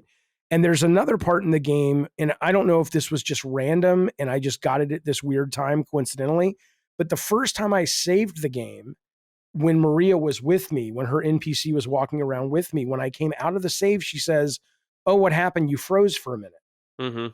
Did you get that as well? Yeah. And I'm like, okay, is the game, is there kind of a fourth wall thing there? It's like maybe the only way, like is that a real, what am I supposed to take from that? Maybe that's my better question. I think it's maybe that, Jaffee. It could be, or it could just be a little cheeky thing of like, well, James is just standing there. The player's saving the game, but to Maria, it's just like, what is he doing? Kind of standing there, awkward thing. Right. That's what I thought it was, but I don't know. It could be something else. It adds to the mystique of the game. But one thing the Bloober team did add that is new to the game that is not referential to the original one, or maybe it is, I don't know, is the photographs that you pick up, the little Polaroids. Yeah. Mm-hmm. What are those? I never figured that out. We don't know what those are actually. There's a theory that they might be memories of James and Mary when they were vacationing in Silent Hill, and that kind of feels like a backstory. You know, like when you find one photograph and it says, "Well, at least she is here." Like Laura has been comforting Mary while James has been acting like a complete ass or whatever. You know. But and there are numbers on them too, right? Yeah. There are numbers on them too, so it's a little cryptic and a little weird, and I don't think anyone's really I haven't looked at it, but last I checked, I don't think anyone's really figured out exactly what those are. So that's interesting, and that's something to keep an eye on too. Cool. So, they did some interesting new things. I ended up really liking this remake, even though I have some issues with it, and even though I have some issues with what has changed. What they added is pretty good. So. Good. Yeah, I think it's a really great remake. I think they did a really good job. Much better than most people thought, including myself, they would have done. Yeah, but people, look, they earned that reputation, and now they've earned a better one. Yeah, I got pissed when people were like online, like, we owe them an apology. No, you don't. I loved Layers of Fear, one of my favorite horror games. But after that, although I haven't played Observer yet, everybody says Observer's really good. But Medium I didn't like, Layers of Fear 2 I didn't like, Remake, Blair Witch. It's like y'all made that bed. And I'm glad they're out of it because their new thing looks interesting, the Chronos thing. So they've earned our interest again. But yeah, you don't owe them an apology. It'll be so base if Chronos like ends up just being complete garbage again. Like that'd be something. There's no redemption. That would be a wild ride. That would be a wild ride, man. That'd be interesting. So hilarious, dude. Shit. There's no redemption for this fucking studio. Like you can just only trace within the lines. Whenever you try to trace outside of it, it's just like yeah, and then it turns out Slitterhead becomes the next big. Hell yeah! I actually have a review copy of Slitterhead, but I haven't touched it at all because there's too many I'm excited. games. Yeah, I'm excited because that's Silent Hill 1 guys, not 2, right? It's the Team Silent guys, but it's not from the second one. It's just the first one, or they get the second one too. I'm not sure. Yeah. Okay. Yeah, I'm interested in that. I mean, it looks less like a horror game and more like an action horror. But I'm excited for that. I know there's no real hype around it, but it didn't cost that much to make comparatively. They left Sony because Sony's like, we'll make something with you, but it's got to be of this budget. And they're like, well, we want to do weird stuff. We want to try things. And so I hope that really takes them far, because I know that the average gamer online seems to not be interested. Oh, it doesn't look very good. Graphics aren't fucking blowing my eyeballs out the back of my head. Fine. But who knows? Could be really, really it could be compelling. awesome. Yeah. Yeah. I think there's room for big budget spectacles, all that, but there's room for really small experimental stuff. I think it's important to have both. Yeah, you gotta have both. Yeah. Absolutely. I want to ask you guys one last question before we I have some things. Oh, you have things? All right, let's go through it. But I mean, they're like, shotgun approach. I just want to know some things. You want to do that first? Okay. Yeah, sure. Yeah. Angela, when we see Angela last, yes, she's going into fire, but she's going up. Usually hell is down. Why is she ascending? What is happening? Some people have said it's like Jacob's ladder, like you're burning. Good question. Off. I haven't really thought. I think that's good. That's a good question. I was going to say just because it looks cool, But as we talked about, Silent Hill 2 is one of the rare games that doesn't just do rule of cool stuff, right? Right. So I don't know. Yeah, that's an interesting question. Maybe she's. Yeah, I think maybe it's like Jaffee, her accepting just kind of where her situation is. Like my interpretation is that she doesn't live. Is my thing. I think she kills herself or dies here some way. And maybe that's her accepting it. I don't know. I mean, she's trying to. She asked for the knife back, right? Yeah, exactly. The knife. Yeah. So the good news is she's kind of made peace, but the bad news is she's still going to hell. So there's kind of a good version of going to hell. Yeah. And then you murder Eddie. Kill Eddie. Yeah. I killed a human being. I want to say I saw some reference to Dante's Inferno on a wall or a picture. I may be remembering it wrong. Yeah, maybe. But there's a lot of jumping down for James, and there's a lot of prison. Yeah, and even before the prison, there's like even in the apartments, it's like, do you want to jump down to that floor? And it's really interesting to me is that, and I didn't count it. I didn't go, are there 9 of these times in the game? like the 9 circles of hell. But it's really interesting that every time they say, do you want to jump down? You say yes. It says, are you sure? But the last time, do you want to jump down? It says, yes, you just do it. And there's no, hey, are you sure you want to jump down? So I just, That's again, interesting. I didn't even notice that. Yeah. Right, because the game puts you in that headspace. Like, hey, a lot of stuff is intentional. I didn't know if you guys knew what that was. See, you're catching on things that I didn't even notice too, man. So that's the fun of Silent Hill. You know, we kind of pick up on different things and we tell about each other. Like, oh, yeah, I love that. I love it. A deeper, broader understanding of the game. You know, I have a quick question for you, Gene. Just real quick. They don't talk about the cult at all in this game, right? No, they do. Well, the rebirth ending, kind of, right? Okay, but not like the other ones. I'm trying to remember. Not nearly the other ones. They have the red hoods and all that, and they talk about that. There's like pictures on the wall, I think. It's in the background, and you definitely see a lot of that in the historical society. Okay. But yeah, they mostly leave the cult stuff out, and that's been the problem with Silent Hill, the series in general, and that they've been chasing the ghosts of Silent Hill 2.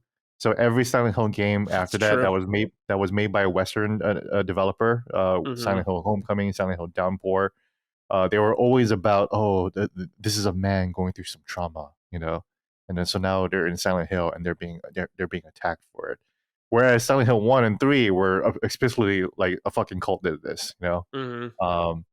I'm almost wondering if they did. I wish they would just go back to the cult stuff and just stop trying to remake Silent Hill 2 over and over again, you know. Yeah.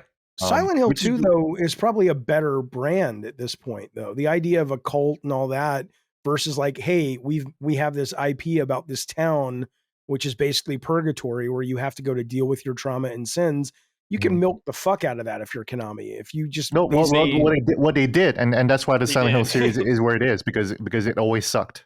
It always sucked. But that's probably because the games never deliver. It wasn't. The games weren't that good, but then also like retreading the same theme over and over again. It's just not that great. Like this isn't like Ghost of Yote, where you can just like have another like you say, oh, this is a girl now, you know. Like fuck, I gotta go to Silent Hill, deal with my trauma. Yeah. Okay. There were a number of things in the game where you could press X and it would just show you stuff. Just look at it. Yeah, and I guess that it doesn't have to mean anything. I just wasn't sure why it was doing that. The ones I really liked though were like in the strip club where like you could look and it just cut to a shot of the lost and found box and it was clear that he spent a lot of time in the strip club because like his wedding ring was in there that he clearly took off when he went in there, and there's a picture of his wallet with looks like his wife. Yeah, I mean, yeah, I love that. I thought that was really cool. And the strip club is right around the corner from the hospital. Oh, so he would go visit that. Oh, that's great. He would go visit Mary in the hospital. You're like, I'll be right back, bitch, and then fucking go to the strip club. I thought people Base Sunderland. People need to demand more from video games. The fact that a game like this can exist and most games don't even come close is a fucking tragedy. I mean, it does. You're right. You're right. And that's a success of the remake. That the fact that you still feel that way. Yeah. That's where I came around. Like, you know what? Like, I have so much baggage with the fucking original. That it's nice to hear when people are like, no, it really, really resonated. I understand why this game is significant. Right? Do you think maybe it's a barrier of entry thing, like we were talking about at the very beginning, and maybe as games get they are getting easier to make, but they get more gen pop to express themselves. Like it's pretty easy to write a book. It's hard to write a book, a good book, or finish a book, but it's easy to sit down with a pad of paper and a pencil and get your thoughts out, or sit in front of a video camera and pontificate. I wonder, just because maybe historically making games has been so fucking difficult, maybe that's why we haven't seen as much of this. And maybe we'll get more of it in the future as games get easier and easier to make, because, you know, it really, it's weird that when we see a game like this come along that really does express things like this, and in the way it does it, and then it doesn't really change anything. I'm not saying it didn't influence things, but you would have thought there would be a whole cottage industry at the very least, just like there are art house movies. And yeah, there are indie games, but I don't know any that have this level of, you know, literature sophistication. I mean, There are like Signalis. Well, I haven't finished Signalis, but from what I can understand, Signalis is a survival horror game that kind of reaches this level of intricacy. Everyone says I should play that one. Okay, I haven't played. I haven't played it, so I can't recommend it either way. I've played it. It's good. I don't like it as much as everyone else though, but it's good. Yeah, it's a good game. Well, so why do you? But do you think then that it is out there? It's just not as talked about, or do you think there's like it's harder to get this in games than in books and movies? I just think, Jaffee, it's such a hard thing to get right for it to resonate with so many people. Because people do try. We were even talking about the other Silent Hill games. They do try to kind of replicate that feeling, and it just hasn't paid off. And I think it takes just a person or a great amount of talent to have that excellent writing that can resonate with so people. And I think it's just such a hard thing to do. To me, and maybe the reward isn't that great. You do that, it might not be financially. It might not be become worth a super billionaire. You do it in games, and you're like laid off 2 weeks later. Yeah, it could be like Sony. You'd be like, well, we could make this game and only make us X amount of money, and that's not as much as we want, kind of thing. So why bother? I'm not sure, but well, you also say resonate with so many people. The Silent Hill series has only sold 9 million total. Yeah, and this game hasn't done it did 1 million in 3 days. But then if you look at least at the charts in the UK, which I know is like, but it's all we get. We don't get weekly charts like the movies, right? So we get the box charts in the UK every week, and it's enough to give you a rough perspective of how it's doing in other big territories. But like after 2 weeks, it was like out of the top 30. Yeah, I don't think this is a mass appeal game though at all. It's not going to be. I think it's a very specific audience. Of course, it can invite new people in and people could get into it, but I don't think it's just going to reach that mass market. And it depends, whatever their budget was, Jaffee, I guess, as you would I'm know, sure they made their money back. Yeah, whatever their 60 million, 80 their million, expectations were, all that kind of stuff. So, I mean, I don't know. But do you think it's unlike Resident Evil just because it's not as action packed and it's slow burn? And yeah, I think so. It's more, to me, Silent Hill is more about the narrative and the story. Yeah. And I think, while I do like all that kind of stuff in Resident Evil a lot, I just think Resident Evil is more, it executes better at gameplay, I would say. It definitely is a gameplay, and that's been the trouble with Silent Hill, and that Silent Hill doesn't have anything unique in terms of its gameplay. The unique thing about the Silent Hill series, and this is why I kept harping on the camera, was the camera.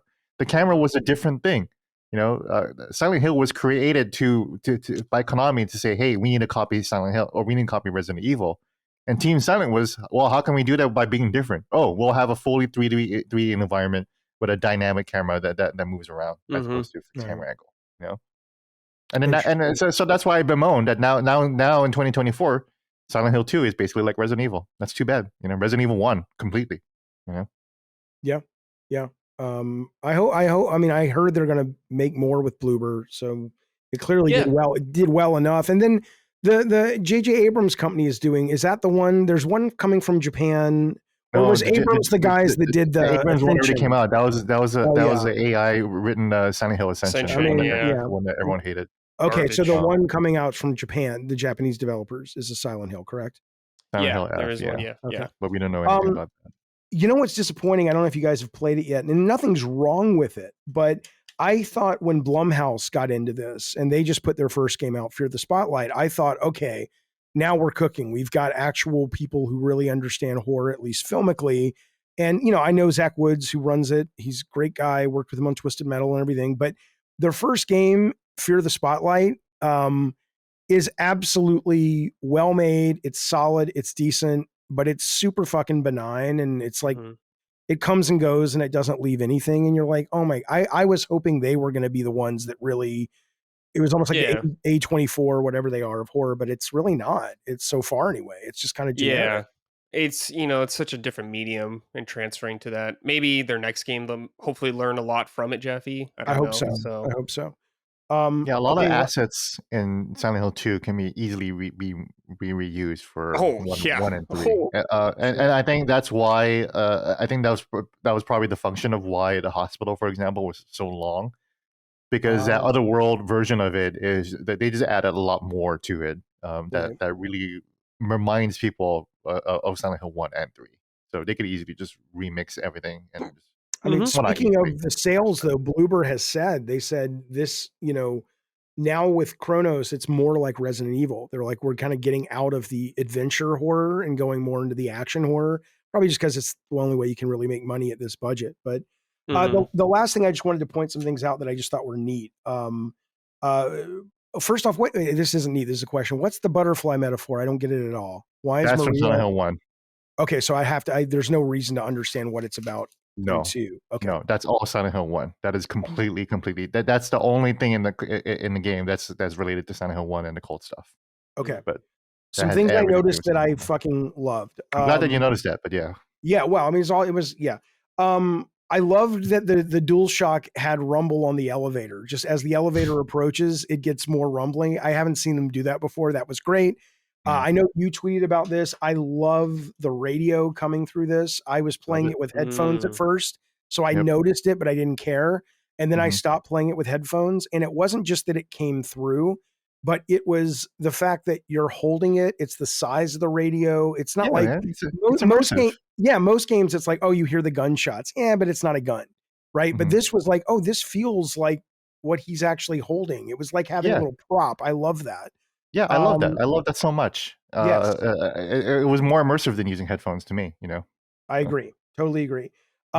Subtle things. I just want to mention these 4 that I loved. I loved in the hospital because it was so long, but at the beginning you go into the hospital and it's like daytime outside. It's foggy, but it's daytime. And like 2 hours later, you come back into the nurse's office and now it's dark. It's dark out. Same set, but it's relit. And it's just that passage of time. It's a little detail that a lot of games would just be like, oh no, this is a daytime scene. We built it for daytime. And just the fact that it went from night to day as part of the narrative, I thought was cool. Yeah. And then I loved the clock. I don't think I assume the clock is when either he killed her or when she died. I don't know why the clock is set. Every clock in the game is set to I think it's like 9:10 in 15 seconds. And at first I thought, okay, maybe it's a texture thing, but it's not because there's another clock that's like Roman numerals. It's the same time. So clearly I didn't notice that. Huh. Yeah. Cool. It's every single clock. And then the last 2 things I just thought were neat, but this is probably English major bullshit, but I loved in the apartments most of the walls are all fucked up and destroyed and concrete and stuff. But then there's these couple rooms you go in and the concrete is actually wallpaper and it peels back. It's and underneath it are like beautiful flowers. And there's like, it's almost like the sense of hope kind of coming through I know it's very English majory, but it's like, why else would it be there? Like, No, I'm not laughing at you. I just no, you should be. That's a really cool touch. Because yeah. In a game like Silent Hill, you're supposed to think of stuff like that. Right. Yeah. You're doing good work, man. The best one, my favorite. That's what the game is supposed to do.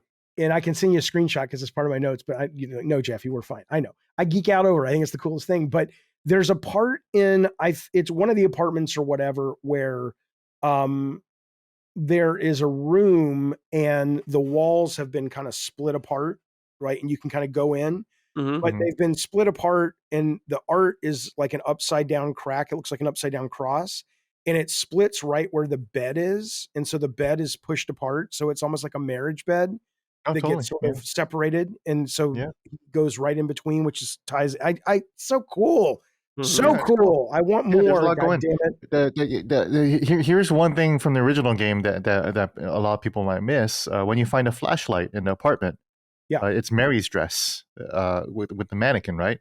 In the original game, you would see it from the perspective of Mary, and she is shining a light on James, and the game is saying, "Look at James. Look at the shadow behind him," right? Oh, okay. Whereas what was in the shadow game, behind him? Are you saying the shadow was deformed or whatever? It was just no. The game is pointing the blame, and Mary is blaming James. Okay. You are the one, you James, right? Whereas in this remake, because with the new perspective, it's like, oh, a flashlight, and you pick it up, and then you get the jump scare with the mannequin. Game. This is what it would be like today. I mean, I got out at just the right time. Today, you'd be on a team of like 500, and it would be like, oh no, the flashlight has to be like this. Well, no, because this guy who did that, you got to give him some artistic ownership, or he's going to be upset. And there's all these political. It's like, just fucking put the flashlight in the closet and aim it this way. Like back then, there was only like 40 people, and you could kind of do that. Now, can you imagine I mean, fuck you. Fuck this That's industry. the thing. Silent Hill 2 was made by like just a couple dozen people. It was like the smallest team, you know? Yeah, and you can buy in and you can explain why you're doing it. Now it's just like, you know, anyway, I'm going to go back to and that's the problem with games is that it's all written by committee. That's why Dragon Age Veilguard is written so inoffensively, you know? I would talk about that briefly. I haven't played it. Dragon Age Veilguard is filled with like therapy speak, you know, and that's why. Right, that's what it was, the therapy speak. Because you would mention it earlier as it relates to this game. You were talking about that it just kind of feels. So you don't recommend. I think a lot of modern games writing is infected by therapy speak. Yeah. Yeah, everyone went to therapy, and then now they're implementing that into the game because you know it changed your lives, of course. So they're going to express this through the game. And you experience that as the gamer, though. As a player, yeah. So share how that makes you feel, Gene. It's for fuck's sake. Feels controlled. It feels like I'm in therapy, which I don't want to be all the time. You know, I don't want to be talking to my therapist all the time. You know, right? Thank you, Gene. Our time is up. Well, this sounds great. There's a lot of good stuff to talk about. It's funny that you say this because Silent Hill Shattered Memories is an entire game about sitting in a therapy session. Cool. That's true. Yeah. Yeah. I love therapy. I haven't gone to therapy in ages, but I've always enjoyed it. I mean, that was one of the Silent Hill Shattered Memories is one of the good games that came out afterwards. Probably one of the I don't like it. It was okay, you know, but yeah, I don't love it either. But I like the premise of it. But yeah, sure. Yeah, the gameplay sucked. The gameplay I did not like. So. What's the one with the kid sitting on a swing on the box with the frozen? That's Shattered Memories. Yeah, yeah. It was a cool concept, really cool story. The gameplay was just not it. I did kind of hate the gameplay. So.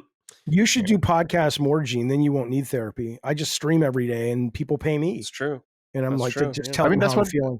That is what this is. This is just therapy with you guys. It's delightful. Yeah. Delightful. All right, boys. One last question for you. Bloober team, if they make another one, which they probably will. Do you want 1 or 3 first? Neither. Oh, neither? Okay. I want them to. There's a talent here. I mean, even though Chronos is them. It's not the same director. The guy who directed Layers of Fear and Observer directed Silent Hill 2. And I don't need any more. I want new things. I'm going to die. You're going to die. You're getting new things still, though. Yeah, I know, but we're going to leave our kids behind, and it's just going to be remakes of remakes of remakes. It's like, let some people fucking soar. But assuming they have to make 1 or 3, I know nothing about it, so I'll defer to the experts, guys. Well, they'll probably get paid, hopefully, a good amount from Konami now.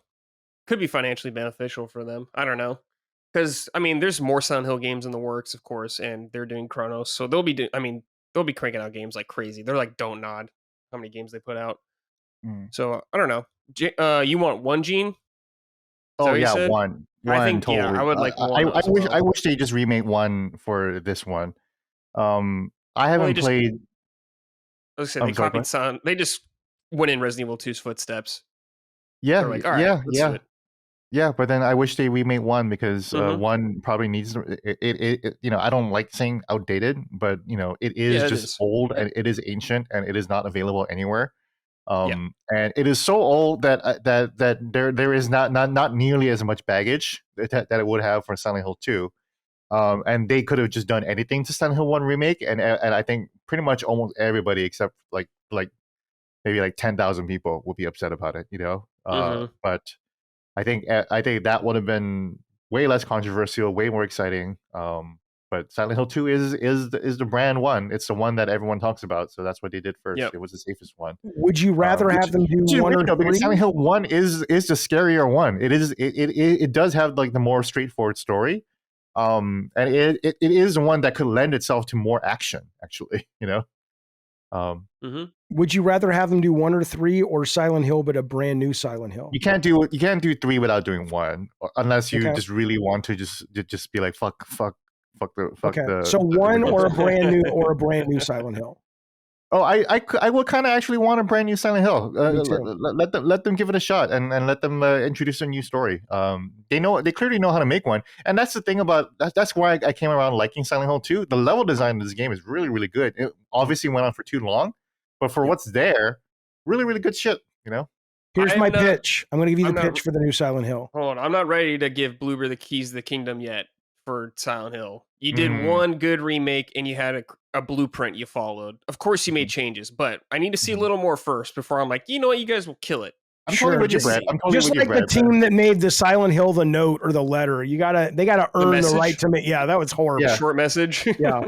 Again, Brad, I'm actually wondering if Bloober's going to fail again, and there's no easier way to fail to make a new Silent Hill game. But I think about it, Gene, I'm like, well, there's a lot of bad Silent Hill games already, so most of them are maybe bad. It doesn't matter. Yeah, most of them are bad. I think a lot of people forget that most of the series of Silent Hill is just terrible. They're just terrible games. Yeah. 4-player co-op PvE shooter. I think it would be great. Set in Silent Hill. I'm kidding. Yeah. But you know what would be cool though? With James.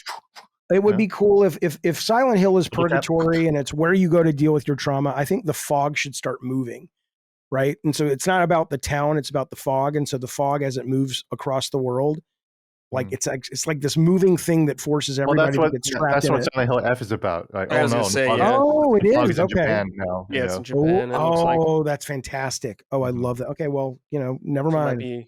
Might be an origin. I'm not sure exactly what the time period. Yeah, so that's why everyone's looking to that as like, okay, maybe that's like the actual good project. No one expected this one to be good. So yeah, everyone was worried about this game. Well, I've got Signalis and Metaphor on my list to kind of play to get more of my Jones. So I appreciate the recommends. I'm excited. Yeah. I'm excited. Yeah, lots of good stuff. Have you played Tormented Souls, Jaffee? That's the Resident Evil one with the girl in the bathtub. Yeah. I played it. I need to go back and finish it because I got stuck with the weird keys. I was like, I don't know. The puzzles in that game are not well. Oh, and there was also that puzzle where you solve it because the guy's running around in a direction around a I'm like, that's why I gave up on it. I think that game has many rough edges, but I think there's potential there with the sequel coming out. Coming out. In terms of sort of what it's about, the meanings and stuff, just being a deeper experience, you mean? I think all of it, like gameplay design. I think they could probably learn a lot from the first game, I feel like. But there was something cool I liked about the first game. I was like, okay, I like stuff here, but it's just rough. Can I propose to your audience and to you guys two indie horror games that I've been playing, at least the demos on Steam, which I think are really clever? The first one is called Sorry We're Closed, which from a standpoint of the trailer, you're like, it looks like a bunch of hippy-dippy liberal bullshit. And maybe it is, but mechanically it's really neat. It's really interesting. The essence of it is this, we've seen games before where you have the ability, like in Soul Reaver, to kind of go from the dark world to the light world or whatever. That's no big deal. But this character has this sort of third eye that when you activate it, it creates this sphere around her. And the actual environment just in that sphere becomes either the light world or the dark world. So you're kind of navigating and solving puzzles and dealing with enemies, but you're able to sort of, if you can sort of figure out the sphere and where they are in the sphere, it really changes your relationship with the puzzles. So that's called Sorry We're Closed. And then there is a game which is absolutely janky as all get out. It is, if you demand high quality production, stay far away. But it is called let me find it. It's such a weird little title. It's something mortuary. I just look it up. Hang on. Not Mortuary Assistant, right? No, that's a good game, but no. It's called looking it up. Damn it, Jaffee, you son of a bitch. Find it. Hang on. 10 dead doves is good too, but that's not what I wanted to say. I'll be right there with you. Scrolling. Yep. A mausoleum is a mausoleum for all. And it's just I think religious horror is so fucking weird. And it's janky, it's got problems, it's not ready for prime time. But if you want to play something that's just fucking a little weird, you're this woman, she was in the military, her mom was in the military, she died, she lives with her cousins and aunts that I think are killing people and serving them as food in a diner, but she's got a Bible and a cross and she's always reading the Bible and she's playing Jesus mini games on her phone, and it's very weird religious horror, and it's janky, but sometimes janky is the best horror you can get. So A Mausoleum for All and Sorry We're Closed, if you like the horror, may not be as deep as what we're talking about on this show, but it's interesting. And these days I'll take interesting over production value. Yeah, sure. Cool. So, all right, boys. Before we head out, any final thoughts? Anything you want to say? this is fun. I love talking games like this. I felt like I was back in USC literature class talking about books and shit. So good stuff. Yeah, no, this was actually a really good setup because I'm Jaffee. I'm glad you joined because the insight from someone who doesn't have this deep history is so valuable and interesting. Yeah, absolutely. And to me, it speaks to the game's success, despite my own hangups on it. Yeah. That a lot of people are really enjoying and taking away. You know, I'm watching these streamers, your boy Roshi and Shira. And Shira is picking up on the game right away because she's like, why the fuck have we been beating only feminine objects for the last 4 hours? Something's going on here. Did James kill Maria? You know, so she's like really picking up on that stuff too, and it's really fun to watch just people just kind of analyze the game and get really interested in it. So, Alan Wake 2, buddy. Alan Wake 2 is another game that it's too slow for me. It's too boring. Really? I thought it was full of itself. I liked it a lot. Like I respected it a lot, but I thought it was real slow burn. And I was like, okay, let's go. What is happening in this game? And then it got to the musical number, which I appreciated as a piece of creativity, but it felt so much like, look, Ma, I'm being artistic, that it just, it didn't hang together for me. It felt more like it was too aware of itself in a way of like, isn't this clever? It just didn't feel organic, but that's me. I'm an idiot. I'm in the minority on this one. People adore it, but I just couldn't vibe. I hear Lake House is great though, so maybe I should just jump into that one. You might actually just jump into Lake House because that one is much more straightforward survival horror and has a lot of what I like about Silent Hill 2 in there too. So okay, cool. I'll just pick that up. It has a lot to say about creativity. It's short as well. So. And I'm not knocking Alan Wake 2. I know it's a brilliant game. It just for whatever reason didn't connect with me, but. Yeah, you know, sure. clearly done.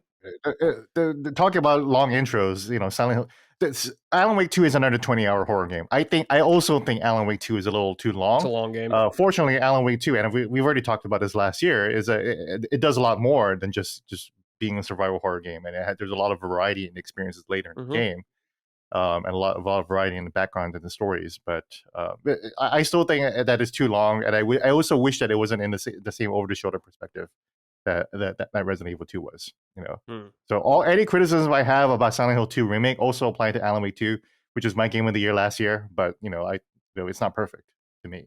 So. Is this podcast going up before Halloween or after? After, I think. Okay, I was going to ask what you guys are being for Halloween. I mean, I can tell you Gandalf. Oh, excellent. None shall pass. What about you, Gene the Bean? Gene's like, I'm just going to a party where I have to wear a mask, but that's just normal Fridays for Gene. Yeah. Well, the sex parties. I haven't. Let me look up if I got the invite for the latest one. Hold on a second. But yeah, I don't know if I'm not going to be anything for Halloween today. Oh, here we go. As your November, we whisper promises of November's pleasures. That's the invite. That's the new sex party. Yeah, that's a new sex party, November 27th. Are you kidding me or not? Do you get monthly invites to this thing, or you just? Yeah, I do. Yeah. So it's on November 27th. Why the night before Thanksgiving? Because contrast heightens pleasure. Because secrets make smiles sweeter. Because sin please screenshot that and just send it to me so I know you're not lying. I know you're not lying. I'm not lying. Why would I just make this shit up just now? Why would I just say shit like look, you know, guys, that's how my brain works, Gene. That's how my brain works. So I assume yours works the same way. I just make shit up. I just say stuff. Here's the dress code: masculine. Option 1, solid black suit, white dress shirt, solid black tie, black dress shoes. Option 2, fetish, BDSM attire. Option 3, tuxedo. But do you have to still wear a mask at this party? It doesn't look like I have to wear a mask anymore, which is nice. So, and then for the feminines, option 1, lingerie. Option 2, fetish, BDSM attire. Option 3, cocktail evening attire. So. How regularly do you attend these? Like, do you ever see famous? I've only been to once. I've only been to one. Dude, you got to go and see if they're famous people there. I want to know. We need to know. Probably will be. You're in DC, right? I will resubscribe to my Washington Post team. if I start having travel logs of my sex parties. Oh, come on. Tucci just put out a book about him going around the world eating. Give me every month at the sex party, you would have a bestseller. I wish I could do that. I bet you that the post would probably increase traffic and readership if we were just able to allow it to do stuff like that. But like one of my colleagues several years ago when Cats was a new movie, she wrote about how she went to see Cats stoned and she got in trouble for that. So Why? It's the only way that fucking play makes sense. It's the only way it's bearable. Exactly. So I don't know if I can talk about my sexual escapades in a regular column in Washington Post, but I guarantee that it would do well. So me too. You should do it in metaphor. Democracy and my erection died in the dark. Here's what happened. That's how you kick off every episode. I think that's a great way to end this episode as well. That's a real I assumed we ended this episode a long time ago. You're like, oh shit, we're still recording. Here's where we cut this out. Yeah, we're still going. All right, everybody. Let's go. Let's get the fuck out of here. We're out of here, everybody. Thank you. Appreciate it, Jaffee. Thank you, Gene. Thank you. We'll see you next time. Take care, everybody. Goodbye. Sacred Symbols, a PlayStation podcast, is a product and trademark of Last Stand Media and Collins Last Stand LLC, and is proudly recorded in the USA. The show is conceived by, is written by, and is directed by me, Colin Moriarty. My co-hosts are Chris Raygun Maldonado and Dustin Furman. The show is produced by executive producer Dustin Furman. It's edited by associate producer Ben Smith. All of Last Stand's theme music is by my best friend, Ramon Narvaez. As you know, all of Last Stand's shows, including Sacred Symbols, are fan-funded on Patreon at patreon.com/laststandmedia. The following names are at the producer level on Patreon, our highest tier, and we're grateful for your thoughtful and kind contributions to our independent endeavor. Thank you.